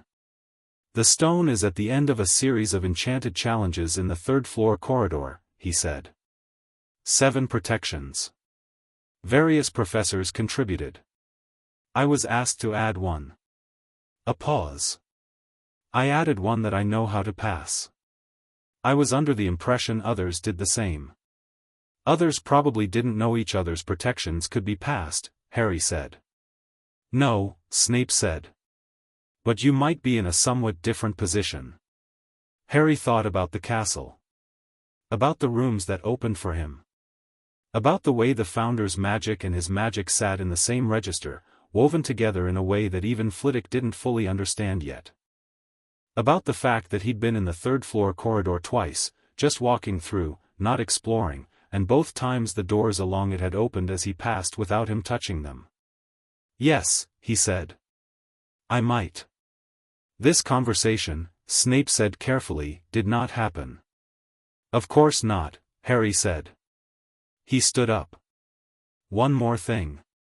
What? The locket, Harry said. In the room below the common rooms. When this is resolved, Voldemort and Quirrell, I want to deal with the locket properly. I want to destroy what's inside it. Snape looked at him for a long time. You know what it is, he said. Not a question. Aldith explained the theory, Harry said. You told me the name when I was 9. Between the two of you I had enough. He met Snape's eyes. There are more. Aren't there? The silence was long enough to be its own answer. We'll address them, Harry said simply. One at a time. When we're ready. He looked at Snape, steady, unhurried. Don't do it alone. Something passed across Snape's face. Quick, controlled, but there. I've been doing it alone for 10 years, he said. I know, Harry said. That's done now. He walked out, and headed to the great hall for breakfast, and if the torches in the corridor flared warm gold as he passed them, there was no one there to notice but him.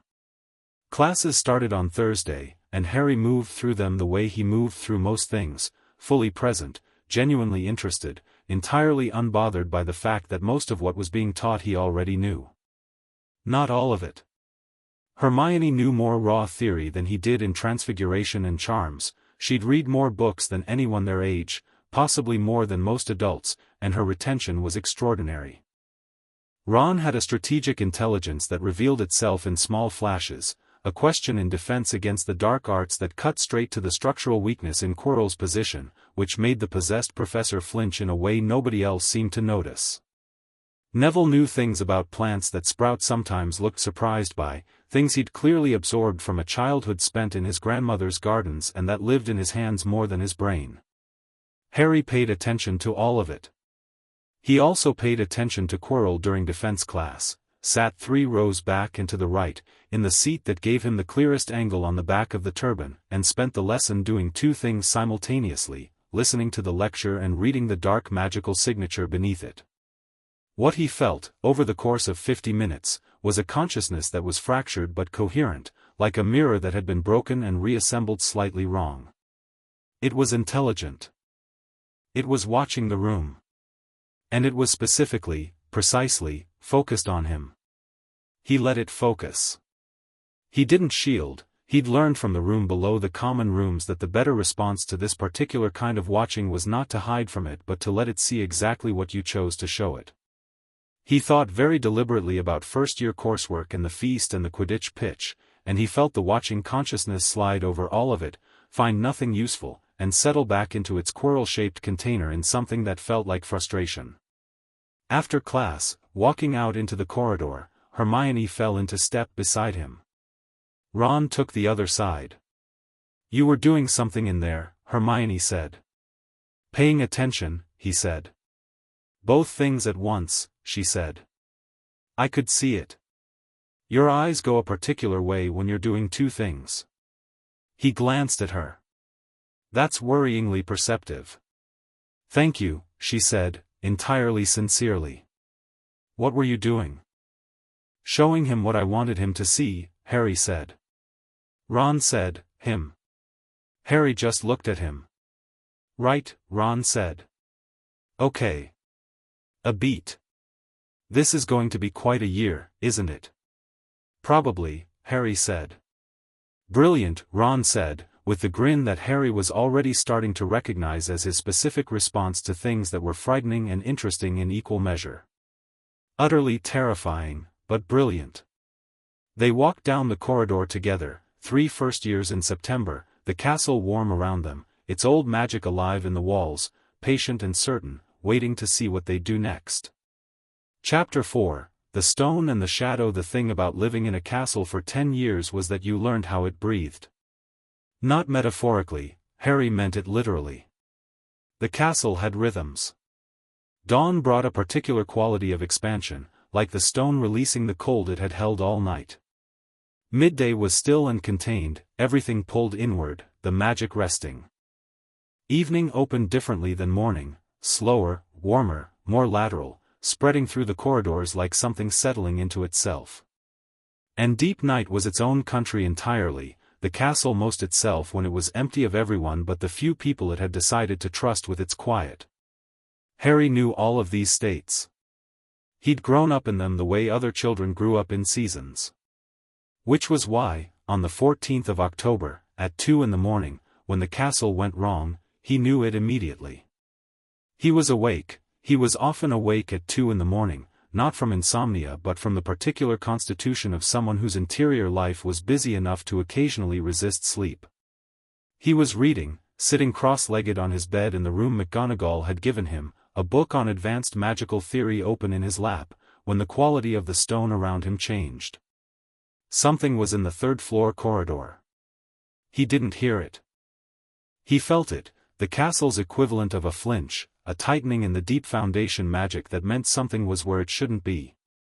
He set down the book and held still, extending his senses the way Flitwick had taught him, not reaching but opening, letting the information come rather than going after it. The third-floor corridor. The locked door. Something dark at the edges of it, pressing. Quirrell. Harry was out of bed and into his robe before he'd consciously decided to move. He paused at his door long enough to pick up his wand, 11 inches, dragon heartstring, which the wand-maker Ollivander had presented to him with an expression of profound academic unease, saying curious, very curious and then nothing else useful, and then he was in the corridor, moving fast, silent, because he'd been navigating this castle in the dark since he was 4 and silence was simply what it sounded like. He was on the 4th floor when he ran into Ron. Literally ran into Ron, who was also in his robe and also carrying his wand, coming from the direction of the Gryffindor common room at a pace that suggested he'd also been awake. They stared at each other. Something's happening on the 3rd floor, Ron said. Yes, Harry said. I felt it, Ron said, slightly defensively, like he was anticipating being asked how. I don't know how, something woke me up. Like a cold spot. Your instincts are good, Harry said, and meant it. Come on. They found Hermione on the 3rd floor landing, which was frankly impressive since she'd come from the Gryffindor tower behind them and had somehow gotten ahead, and she was standing at the corridor entrance with her wand out and her hair doing its stormy thing, looking extremely focused. I worked out the patrol schedule, she said, when they appeared behind her. Quirrell's patrol night is Tuesdays. It's not Tuesday. No, Harry agreed. It's not. Which means he's here off schedule. Which means, he's trying something. Harry looked at the corridor. The locked door at the end was dark and still. He extended his senses again. The castle was tense all the way down through its foundation, the kind of tension that wasn't alarm exactly but was preparation, everything braced. He hasn't gotten through yet. What are we doing? Ron said. Going in, Harry said. Right, Ron said. Just checking. Because it sort of seemed like we might be doing that, and I wanted to be sure I'd registered it properly. Ron. Going in, yes, understood. He adjusted his grip on his wand. After you. The door opened before Harry touched it. Of course it did. He heard Hermione make a small controlled sound behind him that was not quite a gasp and was definitely an academic reaction. She'd been cataloguing the door-opening phenomenon since he'd told her about it in September, and every new instance was data. He went through, the others behind him, and the corridor swallowed them. It was cold in a way that wasn't the castle's cold, that was temperature, stone holding night air. This was something else. A wrongness in the air, the particular atmospheric signature of dark magic being used nearby, acrid and dimensional, like a color that wasn't a color. The trapdoor was at the far end. It was open. Something had already gone through. He's down there, Harry said. With the stone, Hermione said. Harry looked at the trapdoor. Then he looked back at the two of them, Ron, jaw set, eyes steady, Hermione, controlled and very present, the kind of calm that came from being frighteningly competent and knowing it. He thought about what he'd told Snape. I'm not going to do anything stupid. I'm going through, he said. You two don't have to. Obviously we're coming, Hermione said. Obviously, Ron agreed. Harry looked at them for exactly 1 second. Thank you, he said, simply, and dropped through the trapdoor. The devil's snare was the first thing. It hit them fast and it hit them comprehensively, thick black tendrils coming from every direction, wrapping, tightening, the particular intelligence of a plant that had been waiting for exactly this. Harry felt it close around his wrist and he went still immediately, not fighting, because fighting was what it wanted. Don't struggle, Hermione said, sharp and immediate. It relaxes if you, light, Harry said. Lumos Maxima. He said it not at the wand but at the room, at the plant itself, at the whole chamber, and the light that came was not the focused beam of a standard lumos but something wider, warmer, closer to real sunlight than a charm had any business producing. It hit the devil's snare the way actual sunlight would, and the plant recoiled not in the gradual retreat of a plant responding to a light source but in the rapid, definitive withdrawal of something that had encountered far more than it was designed to handle. The tendrils were gone in 4 seconds. Hermione stared at the wand. At the light. At Harry. That was a significantly enhanced lumos. The plant needed more, Harry said, moving. They moved through the winged keys. Hermione spotted the right one in 11 seconds flat, matching it to the lock's age by the rust pattern on the bolt, which was the kind of observation that made Harry think she was going to be genuinely terrifying in about 3 years.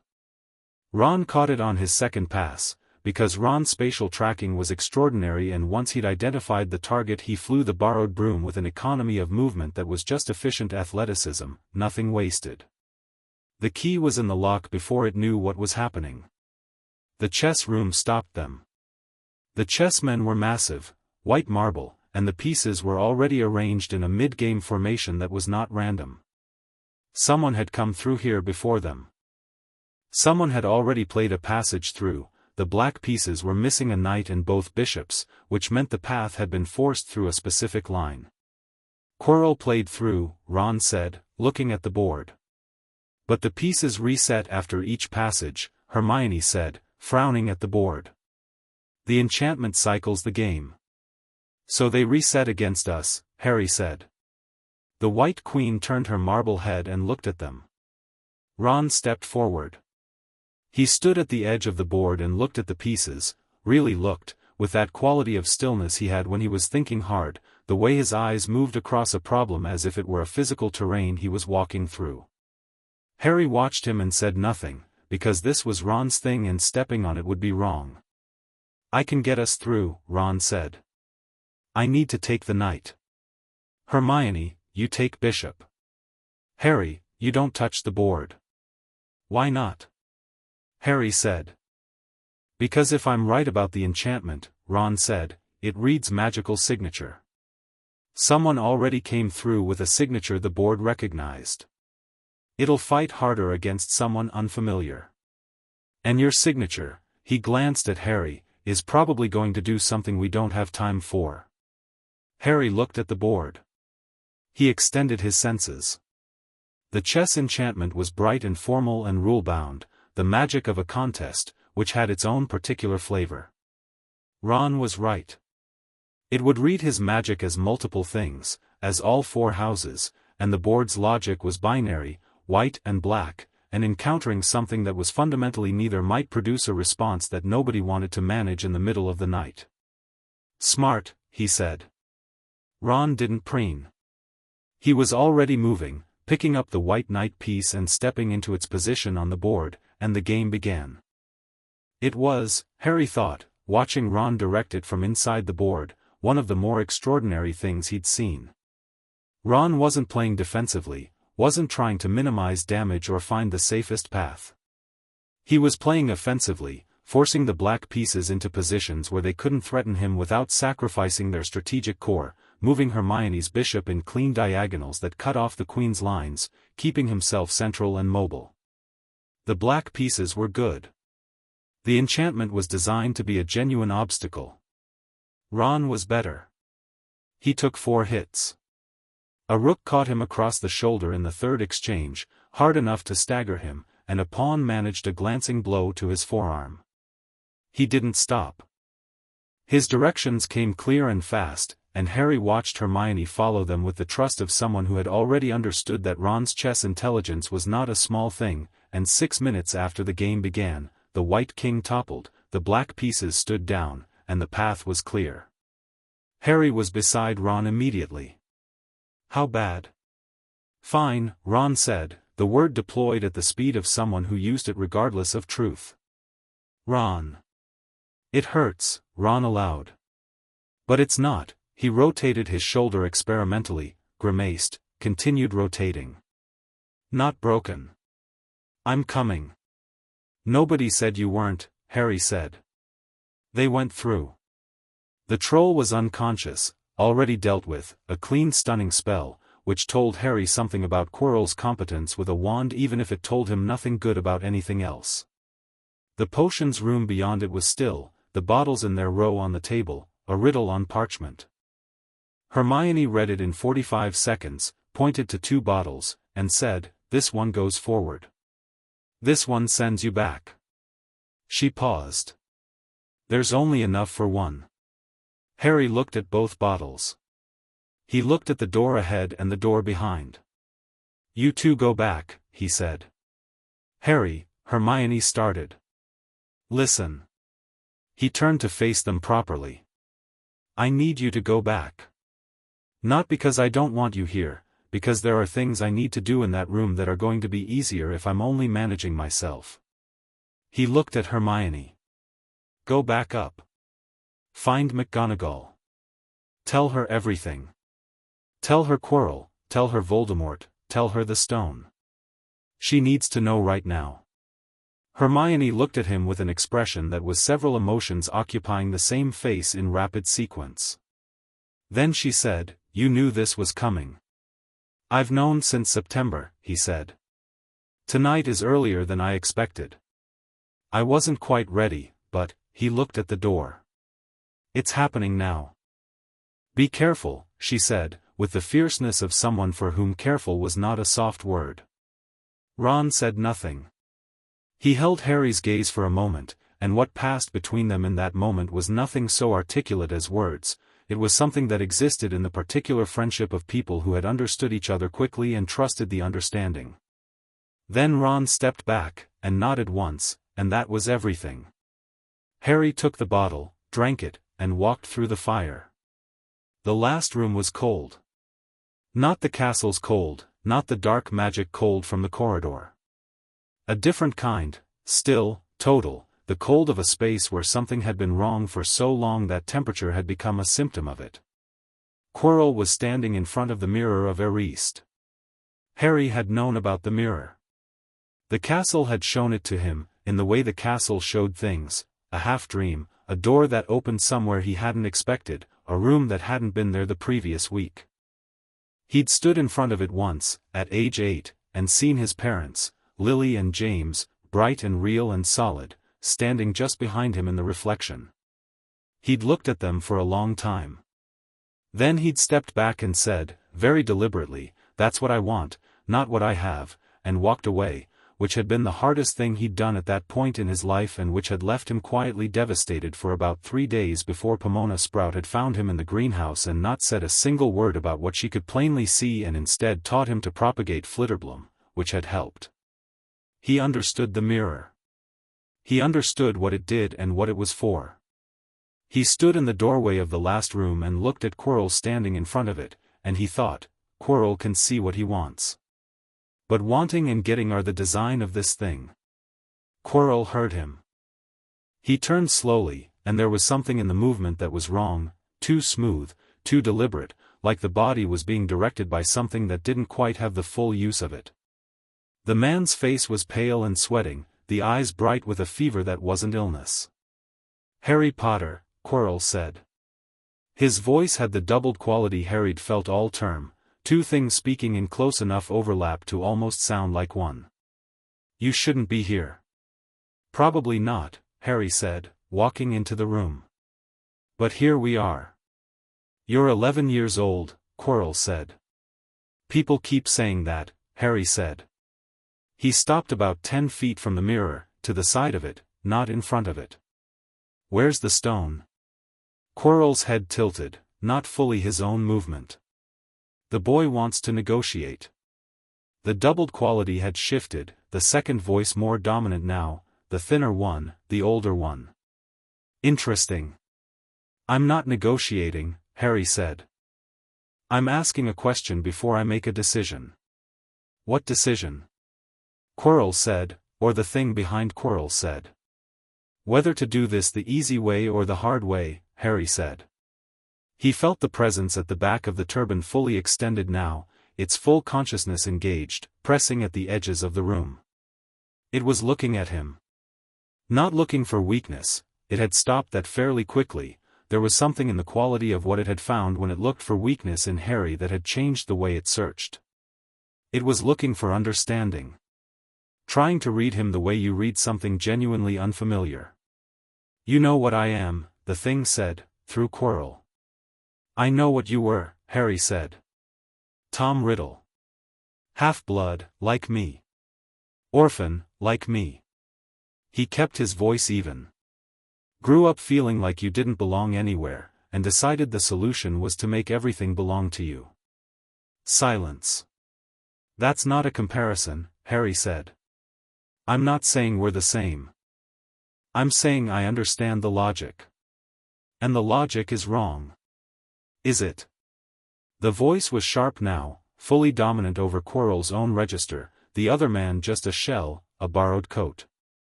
"I made myself the most powerful wizard alive. I mastered death. I built an empire. And then a child, a baby, undid it all, and that child is now standing in front of me telling me my logic is wrong." "Yes," Harry said. "On what basis?" The voice had an edge of something that was not mockery but was its first cousin. "You've lived in a school. You've read books. You've played in the castle grounds and talked to portraits and grown up soft and loved and I know about the Horcruxes," Harry said. Quirrell went completely still. "The locket is in a room below the 4 common rooms," Harry said.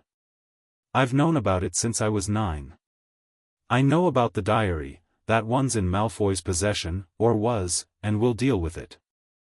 I know there are more." He held the thing's gaze through Quirrell's eyes.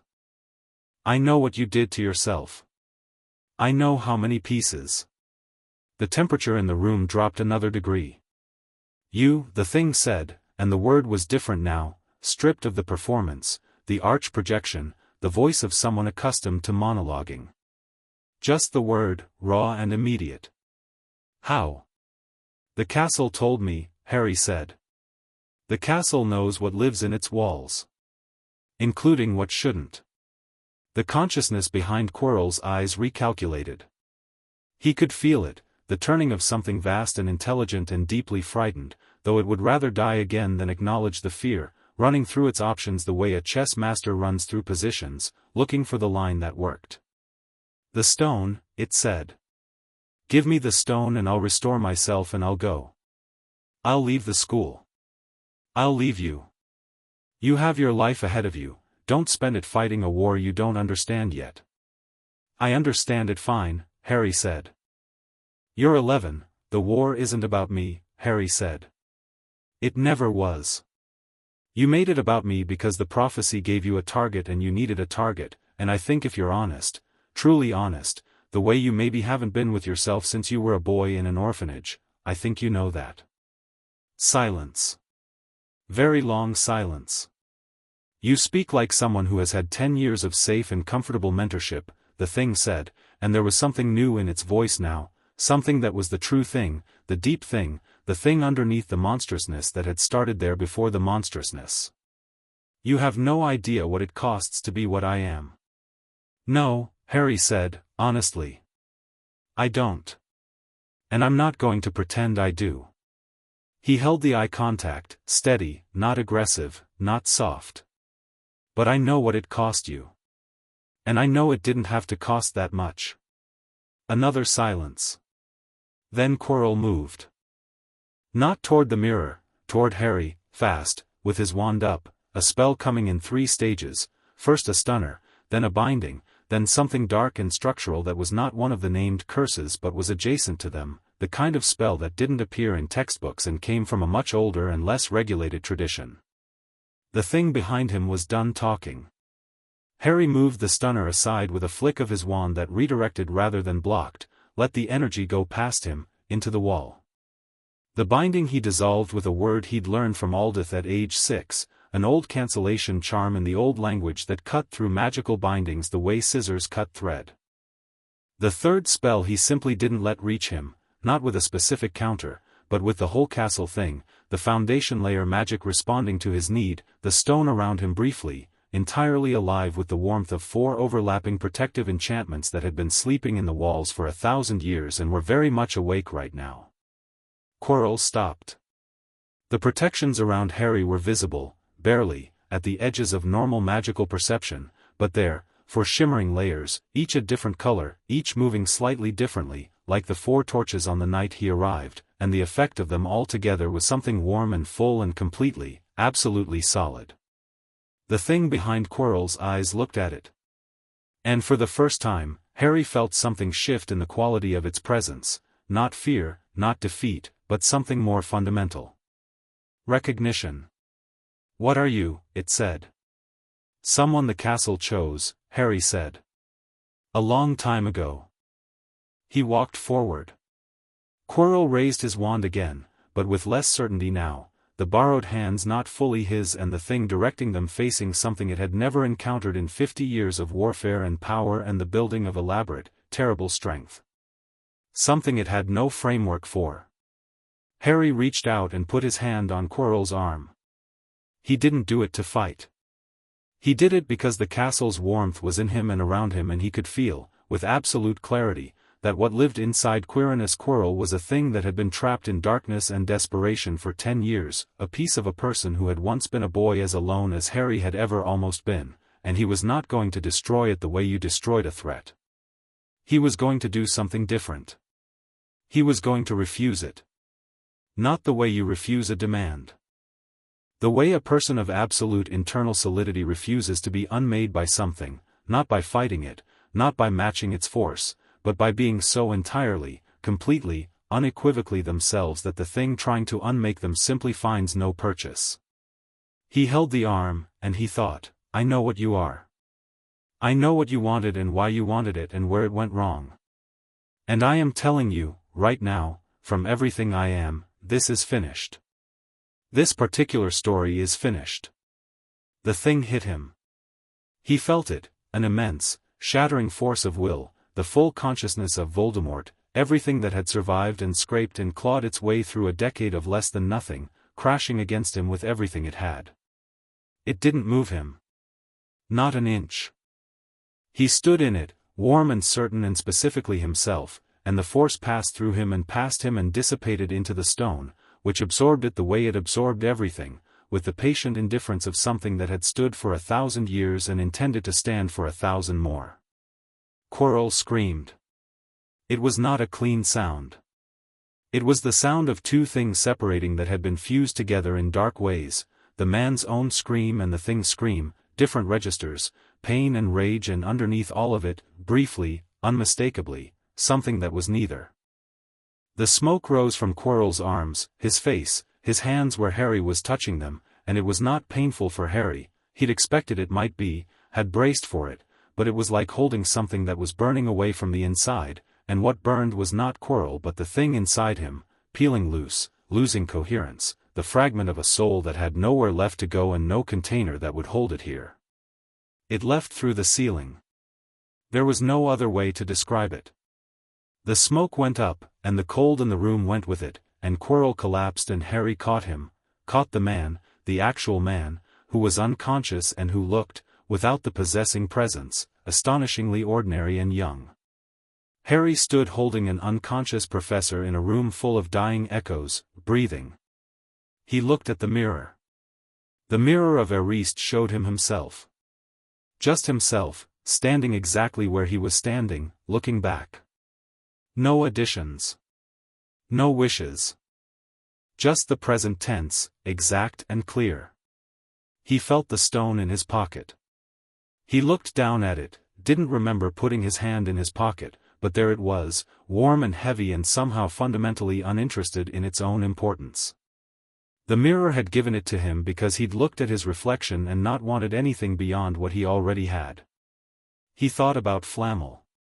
About what it meant to hold something that people had killed for. He set it carefully on the floor beside Quirrell, because it wasn't his, and it wasn't what he'd come here for. He sat down on the cold stone floor, holding the unconscious professor, and waited for the adults to arrive. McGonagall came first. She came through the fire with Dumbledore 2 steps behind her, and she crossed the room in 4 strides, took in the scene, Quirrell on the floor, Harry sitting with him, the stone untouched, the room quiet, with eyes that moved very fast, cataloguing, assessing, and then she knelt beside Harry and put her hand on his face the way she only did when something had shaken her, the way she'd done twice before in 10 years, and she said, "Are you hurt?" "No," he said. "Are you certain?" "Yes." He looked at her. "Hermione and Ron, in the hospital wing. Madame Pomfrey has them. Ron's shoulder is bruised, not broken." She held his face for another moment. "Harry." "I'm all right," he said. "I promise." She exhaled. Dumbledore, behind her, looked at the room with an expression Harry had never seen on him before, not the serene certainty, not the benevolent distance, not even the complicated strategist's appraisal he sometimes caught when Dumbledore thought he wasn't looking. Something closer to reckoning. The expression of a man looking at an outcome he had planned for and a method he had completely failed to anticipate. He looked at Harry. "You touched him," he said. "Directly. Without protective gloves, without a mediating charm, yes," Harry said. "You could have been, I knew what I was doing," Harry said, not defensively. Simply. Dumbledore looked at him for a long moment. Something crossed his face, the same thing Harry'd seen move across it in the visit when Harry was 7, when he'd looked at the boy who lived in his school and started slowly understanding that his calculations would need adjusting. "The stone," Dumbledore said. Harry pointed to where he'd set it on the floor. Dumbledore picked it up. He held it. He looked at Harry with something that was absolutely genuine, unmanufactured. "You left it," he said. "It's not mine," Harry said. "And I didn't come here for it." "Then what did you come here for?" Harry thought about it honestly. About the thing in the smoke, and the voice when it had said "What are you?" and the brief moment of recognition before the end. About the boy in the orphanage who had become something terrible. About refusal, and what it meant, and why it mattered that it hadn't been violence. "I came here to finish something," he said. "That's all." Dumbledore looked at him for a very long time in the cold room, the stone in his hands and the unconscious professor on the floor and the mirror nearby showing nothing but truth. He looked, Harry thought, like someone who had spent 30 years playing a very complex game and had just been quietly informed that the game had been over before it started. "Yes," Dumbledore said finally, quietly. "I suppose you did." He was in the hospital wing when the sun came up. Hermione was in the bed to his left, technically there for exhaustion and a mild reaction to the devil's snare contact on her arm, which she was treating as a minor inconvenience and Madame Pomfrey was treating as a proper concern, and neither of them was going to win this argument.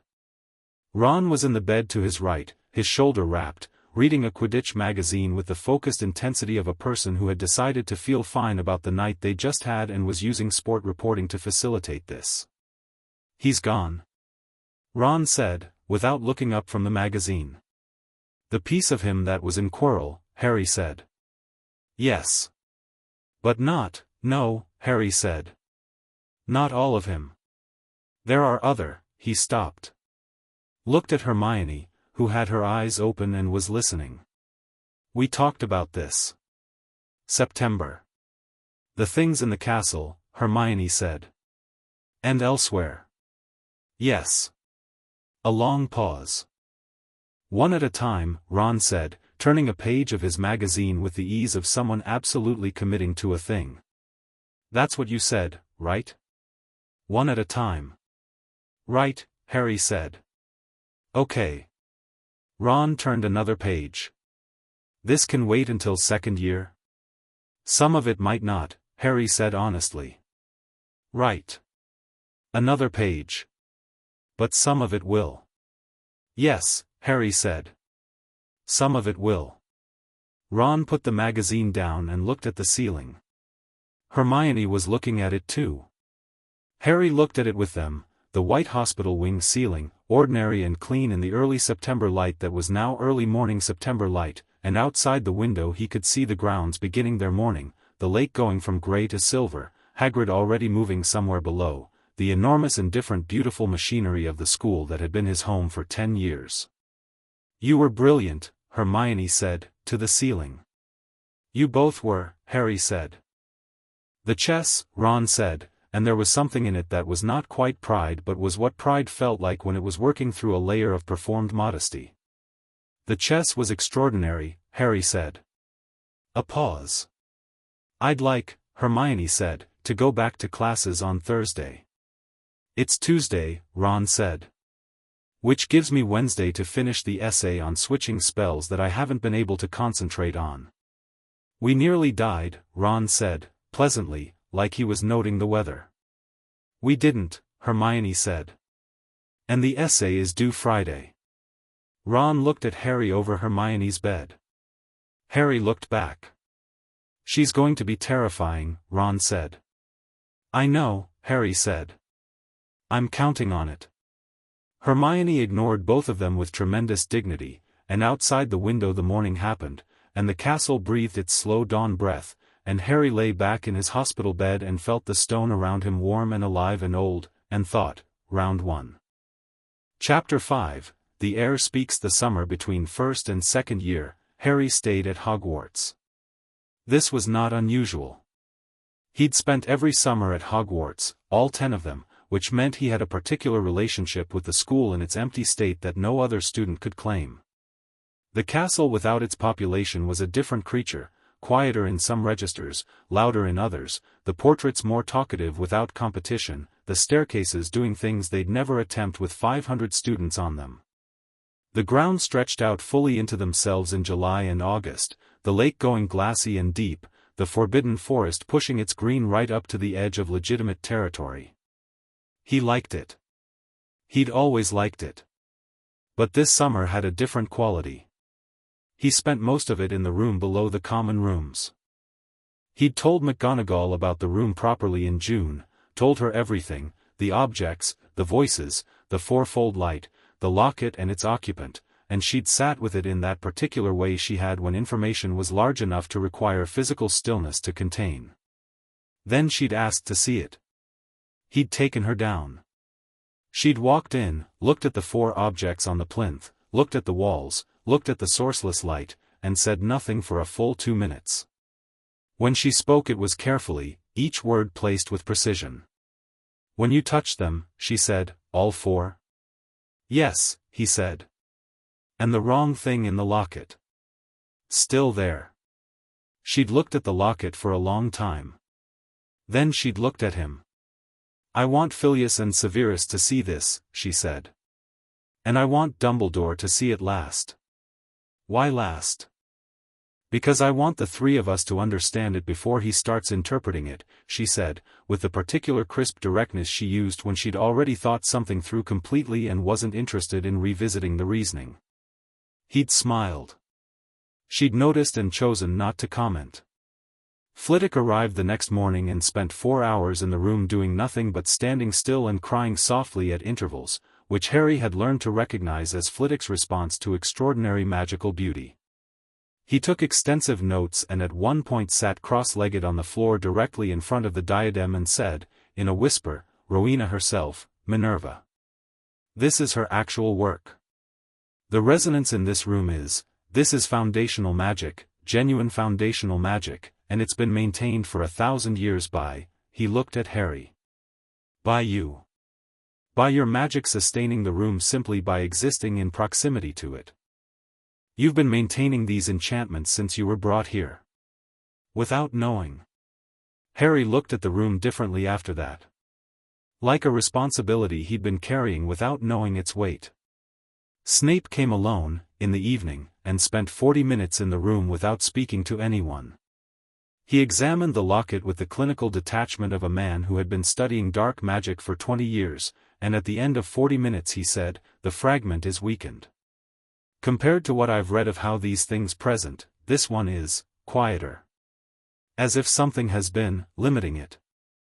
I tell it no, Harry said. Regularly. Snape looked at him. You speak to it.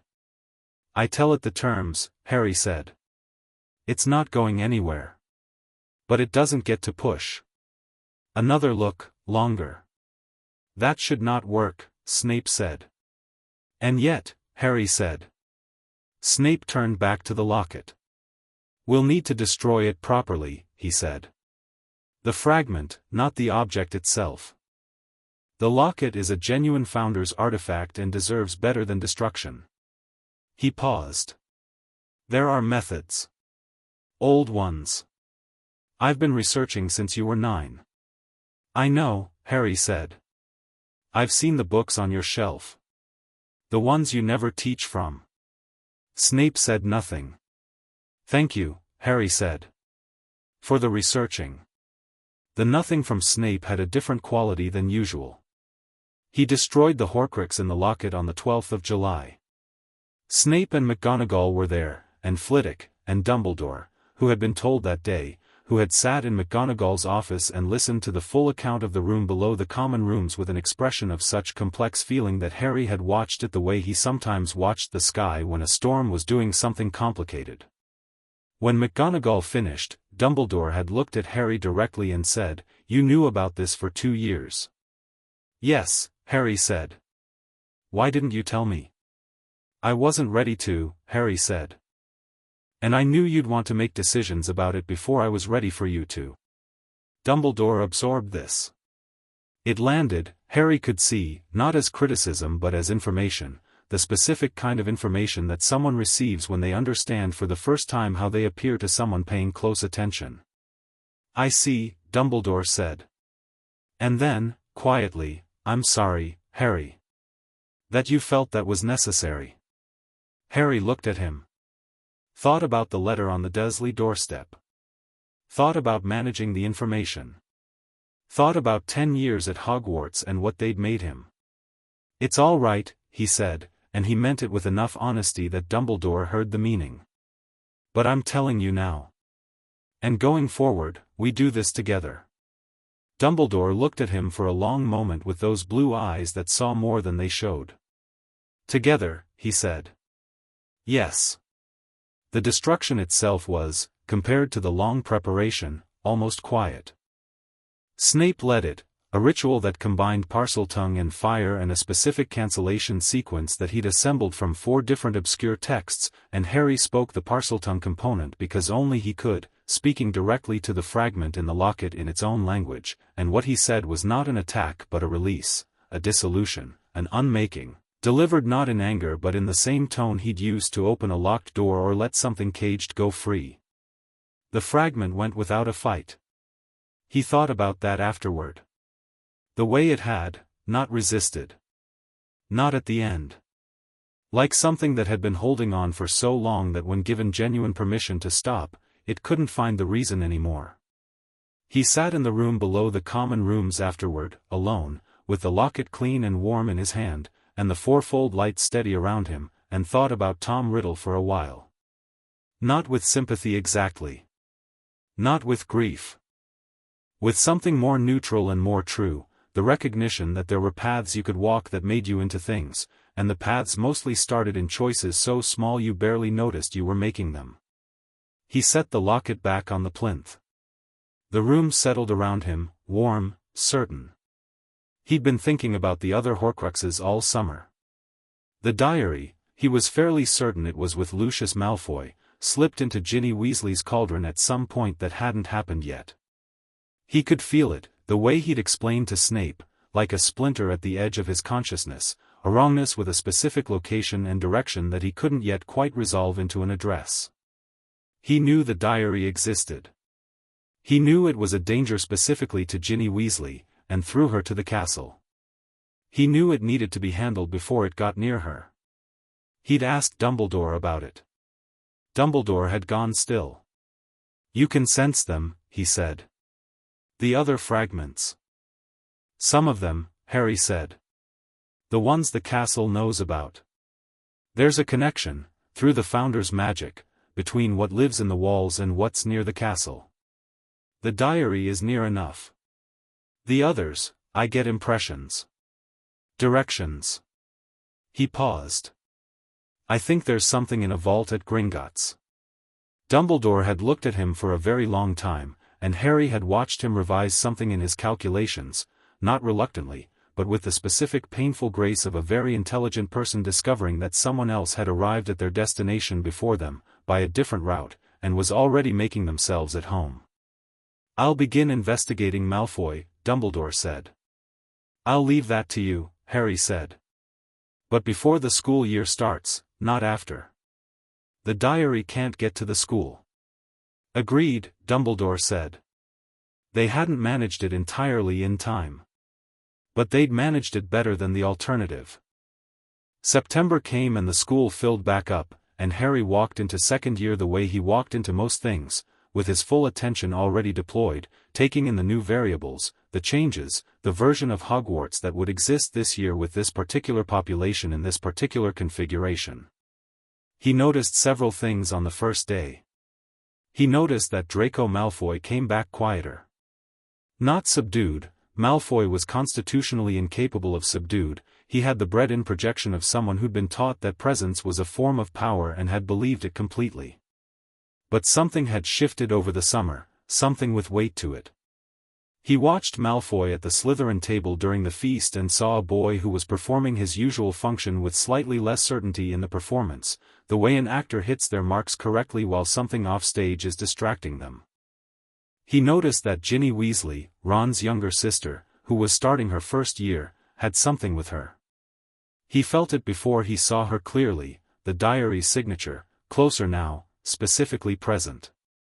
She was carrying it without knowing what she was carrying, and the thing inside it was already doing what it did best, being fascinating and sympathetic and just interested enough in her to make her feel understood, and Harry felt a very clear, sharp anger about this that he set carefully aside because anger was a motivator and not a plan. He noticed that the new defense against the dark arts professor was Gilderoy Lockhart, who swept into the great hall with the energy of a man performing his own arrival for an invisible audience, and whose magical signature was underwhelming.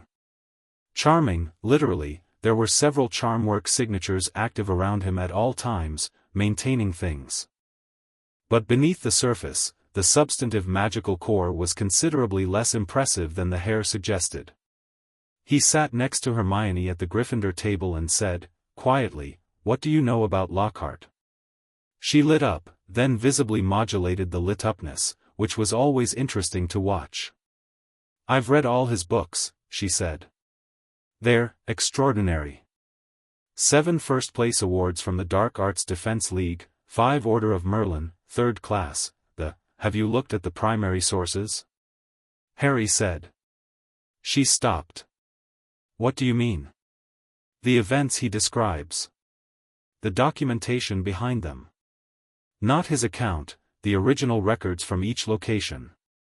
A pause. I haven't, she said. Yet. It might be worth doing, Harry said. She looked at Lockhart at the staff table, who was currently performing self-deprecating modesty about something with an enthusiasm that undermined the modesty, and something recalibrated in her expression. Oh, she said. We don't need to do anything with it right now, Harry said. Just useful to know. Ron leaned over from his left. What are we doing with Lockhart? Nothing yet, Harry said. Eat your chicken. Ron ate his chicken with the ease of someone who had learned over the course of 1 year that Harry's nothing yet meant something different than most people's nothing and who had decided to trust the gap between them. The first week of September, Harry went to Ginny Weasley. Not with drama. Not with confrontation. He found her in the library on a Wednesday afternoon, sitting alone at a corner table, the diary open in front of her, a quill in her hand and an expression on her face that was private and absorbed and slightly too private and absorbed, the particular focused intensity of someone deep in a conversation they didn't want to leave. He sat down across from her. She startled and closed the diary immediately, her face going pink. Harry, she said, with the specific social panic of an 11-year-old who was also Ron's sister and had therefore been hearing about Harry all summer and was now experiencing the gap between that preparation and its object. Hi, he said. I'm sorry to interrupt. You're not, you weren't, I was just writing, she said. I know, he said. He looked at the diary. He could feel it there, just under his perception, the fragment inside it alert and aware and suddenly very focused on him. He felt the focus land and he thought, without moving his expression, I know you're there. Ginny, can I ask you something? She looked at him warily. What? Where did you get the diary? The wariness sharpened into something more complex. It was in my cauldron. When Dad was getting my things. Her brow furrowed. I thought it was something someone had left. It was put there deliberately, Harry said, keeping his voice easy and direct, no alarm in it, because alarming her would make this harder and she'd already been carrying this thing for 3 weeks. Someone put it where you'd find it because they wanted you to have it. And the diary, Ginny, I know this sounds strange, it's not just a diary. There's something inside it. She looked at the diary. Then at him. What do you mean, inside it? A piece of a person, he said. A very old piece of a very dangerous person. It's been, talking to you. Her face went through several things. Surprise, then denial, then the specific painful expression of someone recognizing something they'd been hoping was innocent and understanding that it isn't. He helps me, she said, very quietly. He listens. I know, Harry said, with genuine gentleness. It's designed to.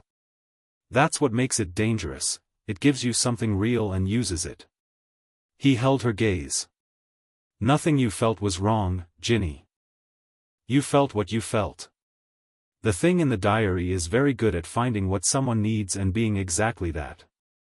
It's not your fault. She was quiet for a moment. Her hand was near the diary but not on it. What happens to it, she said. If you take it. I destroy what's inside it, he said. The diary itself, we'll see. The important thing is that whatever's in it doesn't get to stay there. She looked at the diary for a long time. He waited. It knew things about Hogwarts, she said. It said it used to go here. It said it was wrongly treated. Misunderstood. She paused. It said a lot about being misunderstood. It was a real person once, Harry said. Someone who genuinely felt those things. That's not invented. But the person that thing was has been, doing terrible things with those feelings for a very long time. Ginny pushed the diary across the table. She did it in the deliberate way of someone cutting a thread they'd been holding because letting go was the better option and they knew it, but it still cost something. She pushed it to him and then looked at the far wall of the library and blinked twice very fast. He picked up the diary and felt the thing inside it turn on him fully, the full force of Tom Riddle's 16-year-old consciousness, preserved and desperately angry and already reaching, already looking for purchase. "No," Harry said, in Parseltongue, quietly enough that only the diary heard it. The reaching stopped. "You've already done this once," Harry said, still in Parseltongue, to the thing in the diary. "In Quirrell. You know it doesn't work on me." Silence. The diary consciousness pulling back, tightening, holding itself contained. "You're going to be released," Harry said. "Not by me, not today, I need to prepare. But soon. I want you to know it's coming so you're not, I don't want to just arrive unannounced." He held the diary. "Whatever's left of what you were, the actual boy you were before you started splitting yourself, you deserve better than to be trapped in a book in a library forever.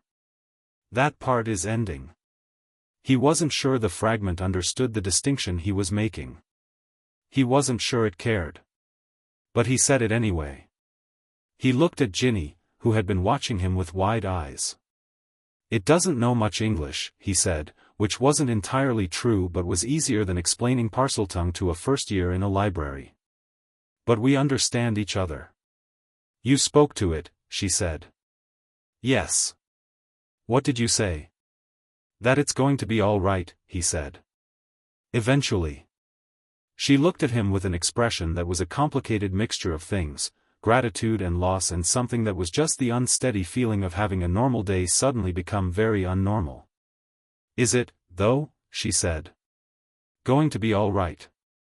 "Most things are," he said, "if you deal with them properly." She thought about this. "Ron says you're not afraid of anything," she said. "Ron exaggerates," Harry said. "Are you afraid of anything?" He thought about it honestly. "Wasting time," he said. "Specifically, not figuring out the important things before it's too late." He stood, pocketing the diary. "That's why I sat down across from you today, instead of waiting." She looked at him. Something settled in her face, not happiness exactly, but something more durable. A kind of okay.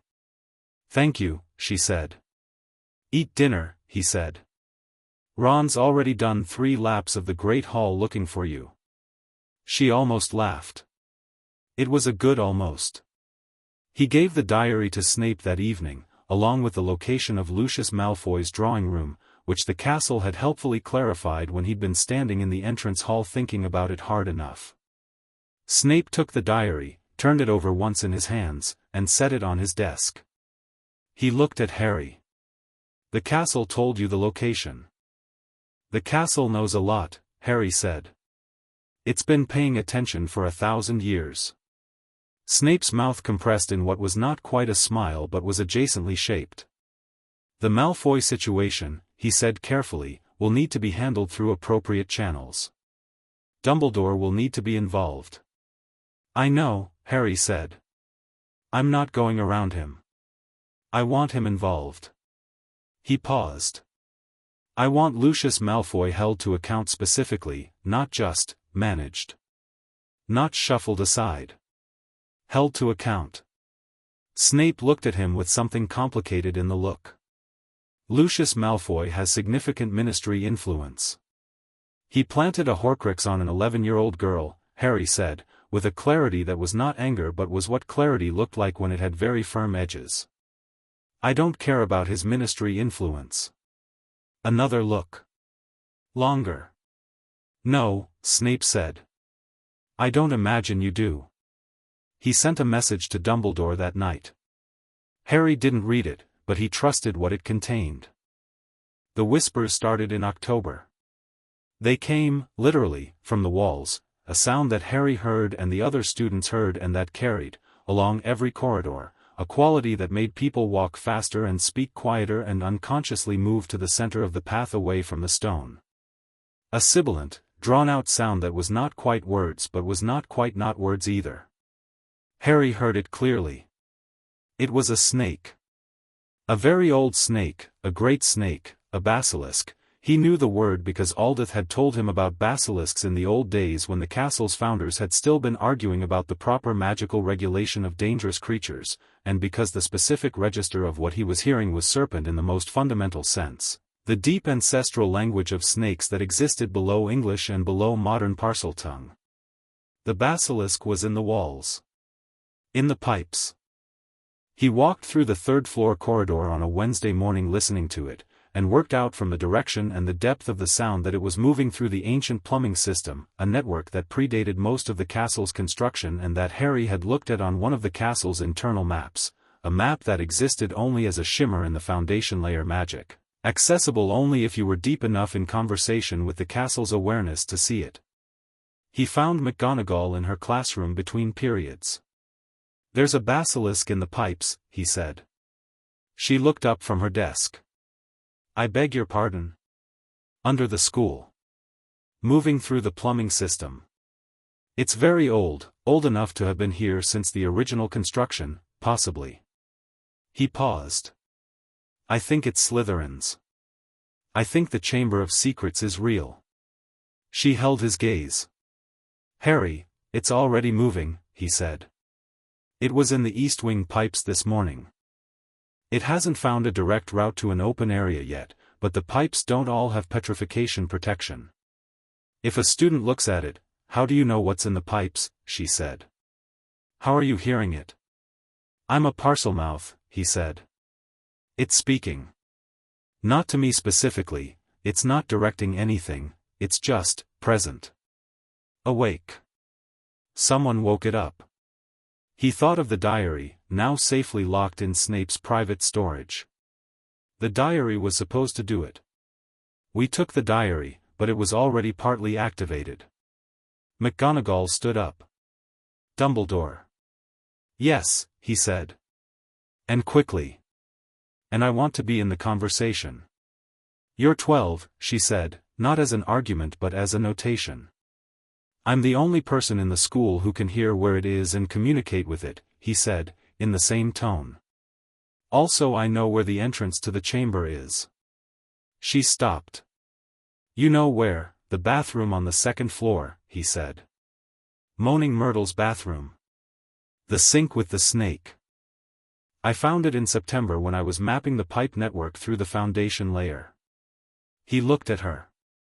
"We can go down and deal with it properly, or we wait until something goes wrong." "I'd rather not wait." She looked at him for a long moment with an expression he recognized. It was the one from his whole childhood, the one that occurred at the precise intersection of "You are absolutely right and I deeply wish you weren't." "Right then," she said. "Come with me." They found Dumbledore in his office, Snape already present, which meant Snape had gotten there first, which meant Harry wasn't the only one who'd been doing his analysis. Snape looked at Harry when he walked in. Harry looked at him. A fractional acknowledgement. Dumbledore listened to Harry's account with complete focus, no interruptions, no gentle redirecting, the full force of his considerable intelligence deployed on what Harry was saying. When Harry finished, he said, "You can hear it moving." "Yes. I can locate it to within about 20 feet. The pipe network is complex but the sound carries differently through different materials and I've learned the map." He paused. "It was moving toward the girls' lavatory on the second floor this morning. Toward the chamber and trance. Which suggests," Dumbledore said, "that even without the diary's direction, the basilisk retains a functional memory of the pathways." "It's very old," Harry said. "And very intelligent. I think it's been waiting." Dumbledore looked at the ceiling. Something moved in his expression, the chess player thinking, but with an added quality Harry'd noticed more since the end of first year, a kind of genuine uncertainty. "You could speak to it," Dumbledore said. "Could you redirect it?" "I don't know," Harry said honestly. I've never tried to direct something that large. It's not like talking to a garden snake. He thought about it. The language I'm using, the deep register, it's closer to the basilisk's own way of communicating than modern Parseltongue is. If I go down into the chamber, I might be able to, I don't want to say negotiate, but something like that. You are not going into the chamber alone, McGonagall said, flatly. No, he agreed. I'm not.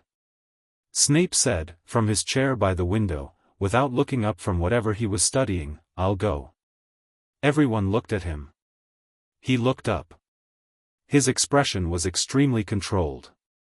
I have experience with dark creatures. I know enough Parseltongue theory to follow the exchange if not participate in it. And I can cast non-verbal spells in conditions where Harry may need to concentrate on communication. A beat. Is there an objection?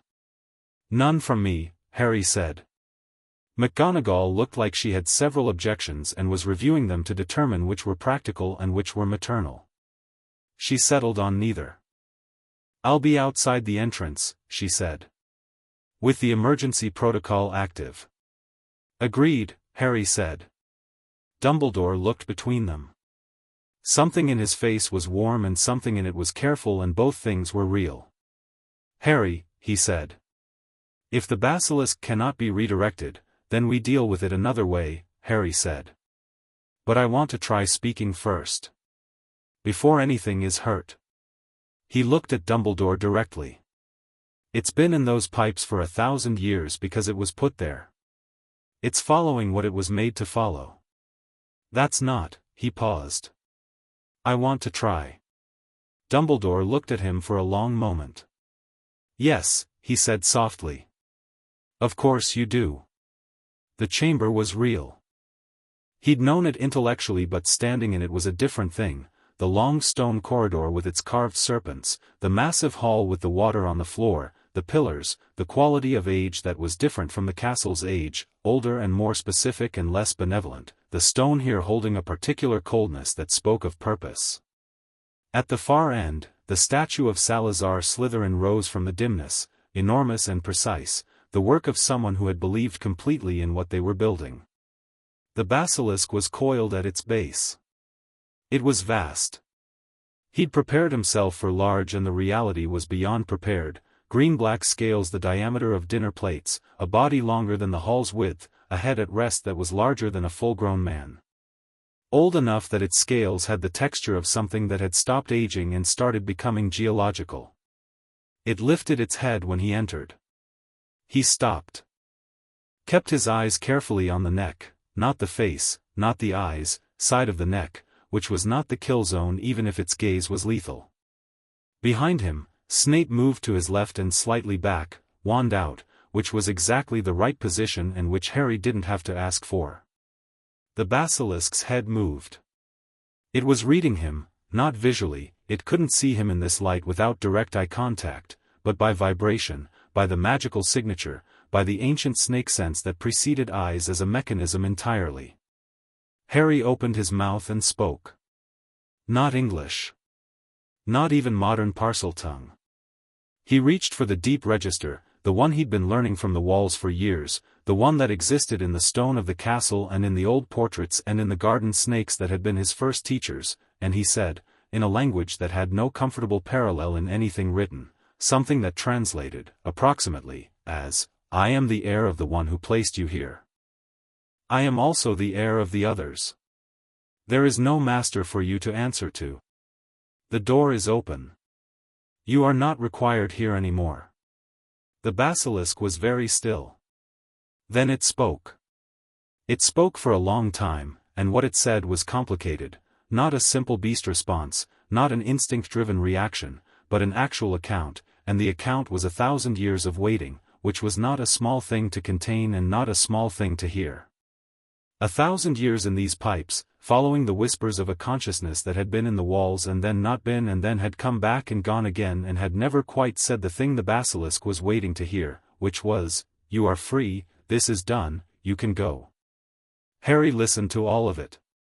Snape couldn't follow the deep register, he knew, could catch fragments of standard Parseltongue if it surfaced, but this was far below that. He stood in the dark and trusted, which was its own remarkable thing. When the basilisk finished, Harry said, "I hear you. 1,000 years is a very long time to wait. I'm sorry it was that long." A silence. "You are the one who knows the 4 voices," the basilisk said. "Yes," Harry said. "The maker of this place, his voice was only one of them. And he told me there would be one who knew all 4. He said when that one came, to give them this." The basilisk lowered its head. On the flat of its great head, carved in scale pattern, was a symbol Harry recognized from the foundational magic of the castle, all 4 houses' crests merged, overlapping, the central image something old enough not to have a name he knew. He stepped forward and touched it. The chamber floor opened beneath the statue. Not a trapdoor, the stone simply reorganized itself in a specific way, a deliberate architectural secret, revealing a space below that contained something Harry couldn't fully see in the available light but that the castle's foundation magic reacted to with that low warm certainty he'd come to know as recognition. He'd get to that later. There was more here that mattered first. "Will you go?" he said to the basilisk. "If I open the way out, will you leave?" A long pause. "Where?" the basilisk said. "I have been here 1,000 years. I do not know what is outside." "Wild places," Harry said. "Where you won't be hunted. Where you can be whatever you are when you're not being someone's weapon." Another pause. Longer. The basilisk's head was very still. "Yes," it said finally. "I will go." He came back up through the chamber entrance at 11:30 with Snape behind him and the particular quality of having done something significant and quiet that hadn't involved any of the noise people generally expected from significant things. McGonagall was exactly where she'd said she'd be. She looked at them both, at Snape first, who gave her a fractional nod, and then at Harry. "The basilisk," she said. "It's leaving," Harry said. "I need to find it a route out that doesn't go through any inhabited corridors. The castle will help with that." He looked at the floor of the corridor they were standing in, and thought at the stone, and felt the castle think back at him in its particular way, the warmth in the walls and the sense of large patient intelligence working through a logistical question. "There's an old drainage tunnel in the sub-basement that comes out near the lock. I'll need to open it." "You can do that," McGonagall said. It wasn't a question. "I think so," he said. "The castle wants it done. The basilisk has been here too long." He paused. "And Slytherin left something in the chamber. Under the statue. I need to look at it properly." McGonagall looked at him. At Snape. At the bathroom door. "Am I going to want to sit down for this?" "Maybe," Harry said. She squared her shoulders. "Then let's find somewhere comfortable," she said. "And you can tell me everything." The passage of the basilisk through the school's subtunnels on the night of the 19th of October went unremarked by every student, every portrait, every ghost. The thing that 1,000 years of architecture and enchantment and the accumulated magical weight of 10,000 students had kept hidden moved through the bones of the building silently, following the route that Harry opened for it through the castle's own structural magic, and at 2 in the morning it slid into the cold water of the loch and was gone. Harry was standing at the lakeside when it went. The water moved in the darkness, a long, slow displacement of surface, and then nothing. The loch smoothed itself and the stars came back. He stood there for a while, his feet cold in the damp grass, his breath making small clouds in the October air. Behind him, Ron appeared. He'd been there for the last 20 minutes, quiet at the edge of the shore, because Harry had told him what was happening and Ron had decided to be present without being in the way. He came and stood beside him. "Gone?" Ron said. "Gone," Harry said. Ron looked at the loch. It was really a basilisk. "Yes." "A 1,000-year-old basilisk." "Yes." A pause. "Did you negotiate with it?" Something like that. Ron was quiet for a moment. My mum, he said, is never going to believe any of this. Harry looked at the water. Your mum wrote me a letter this summer, he said. Ron looked at him. She what? After the chess thing, first year. She sent me a letter and a box of fudge and said, he thought about it, that I was welcome in her home any time and that any friend of Ron's was family. Ron opened his mouth and closed it again. I didn't mention it because I didn't want to make it strange, Harry said. But I've been thinking about it all year. What that feels like. He looked at the lock, at the dark still surface. I've never had that. Ron was very still beside him. You could come, he said, with the simplicity of someone for whom the math was easy. This Christmas. To the Burrow. Mum means it, she always means it. Harry thought about it. A house. Christmas. Molly Weasley's fudge and the specific warm chaos that had been described to him in enough detail over the last year to feel already partially real. Yes, he said. I'd like that. Ron exhaled. Good, he said. Brilliant. He looked at the lock. Also we have to deal with the thing in the chamber, don't we? The thing under the statue. Eventually, Harry said. Right. Ron put his hands in his pockets. One at a time. One at a time, Harry agreed. The lock was dark and still, and somewhere beneath it a very old thing was learning, for the first time, what freedom felt like, and the castle behind them breathed its deep midnight breath, and the stars were very clear, and there was still a great deal left to do.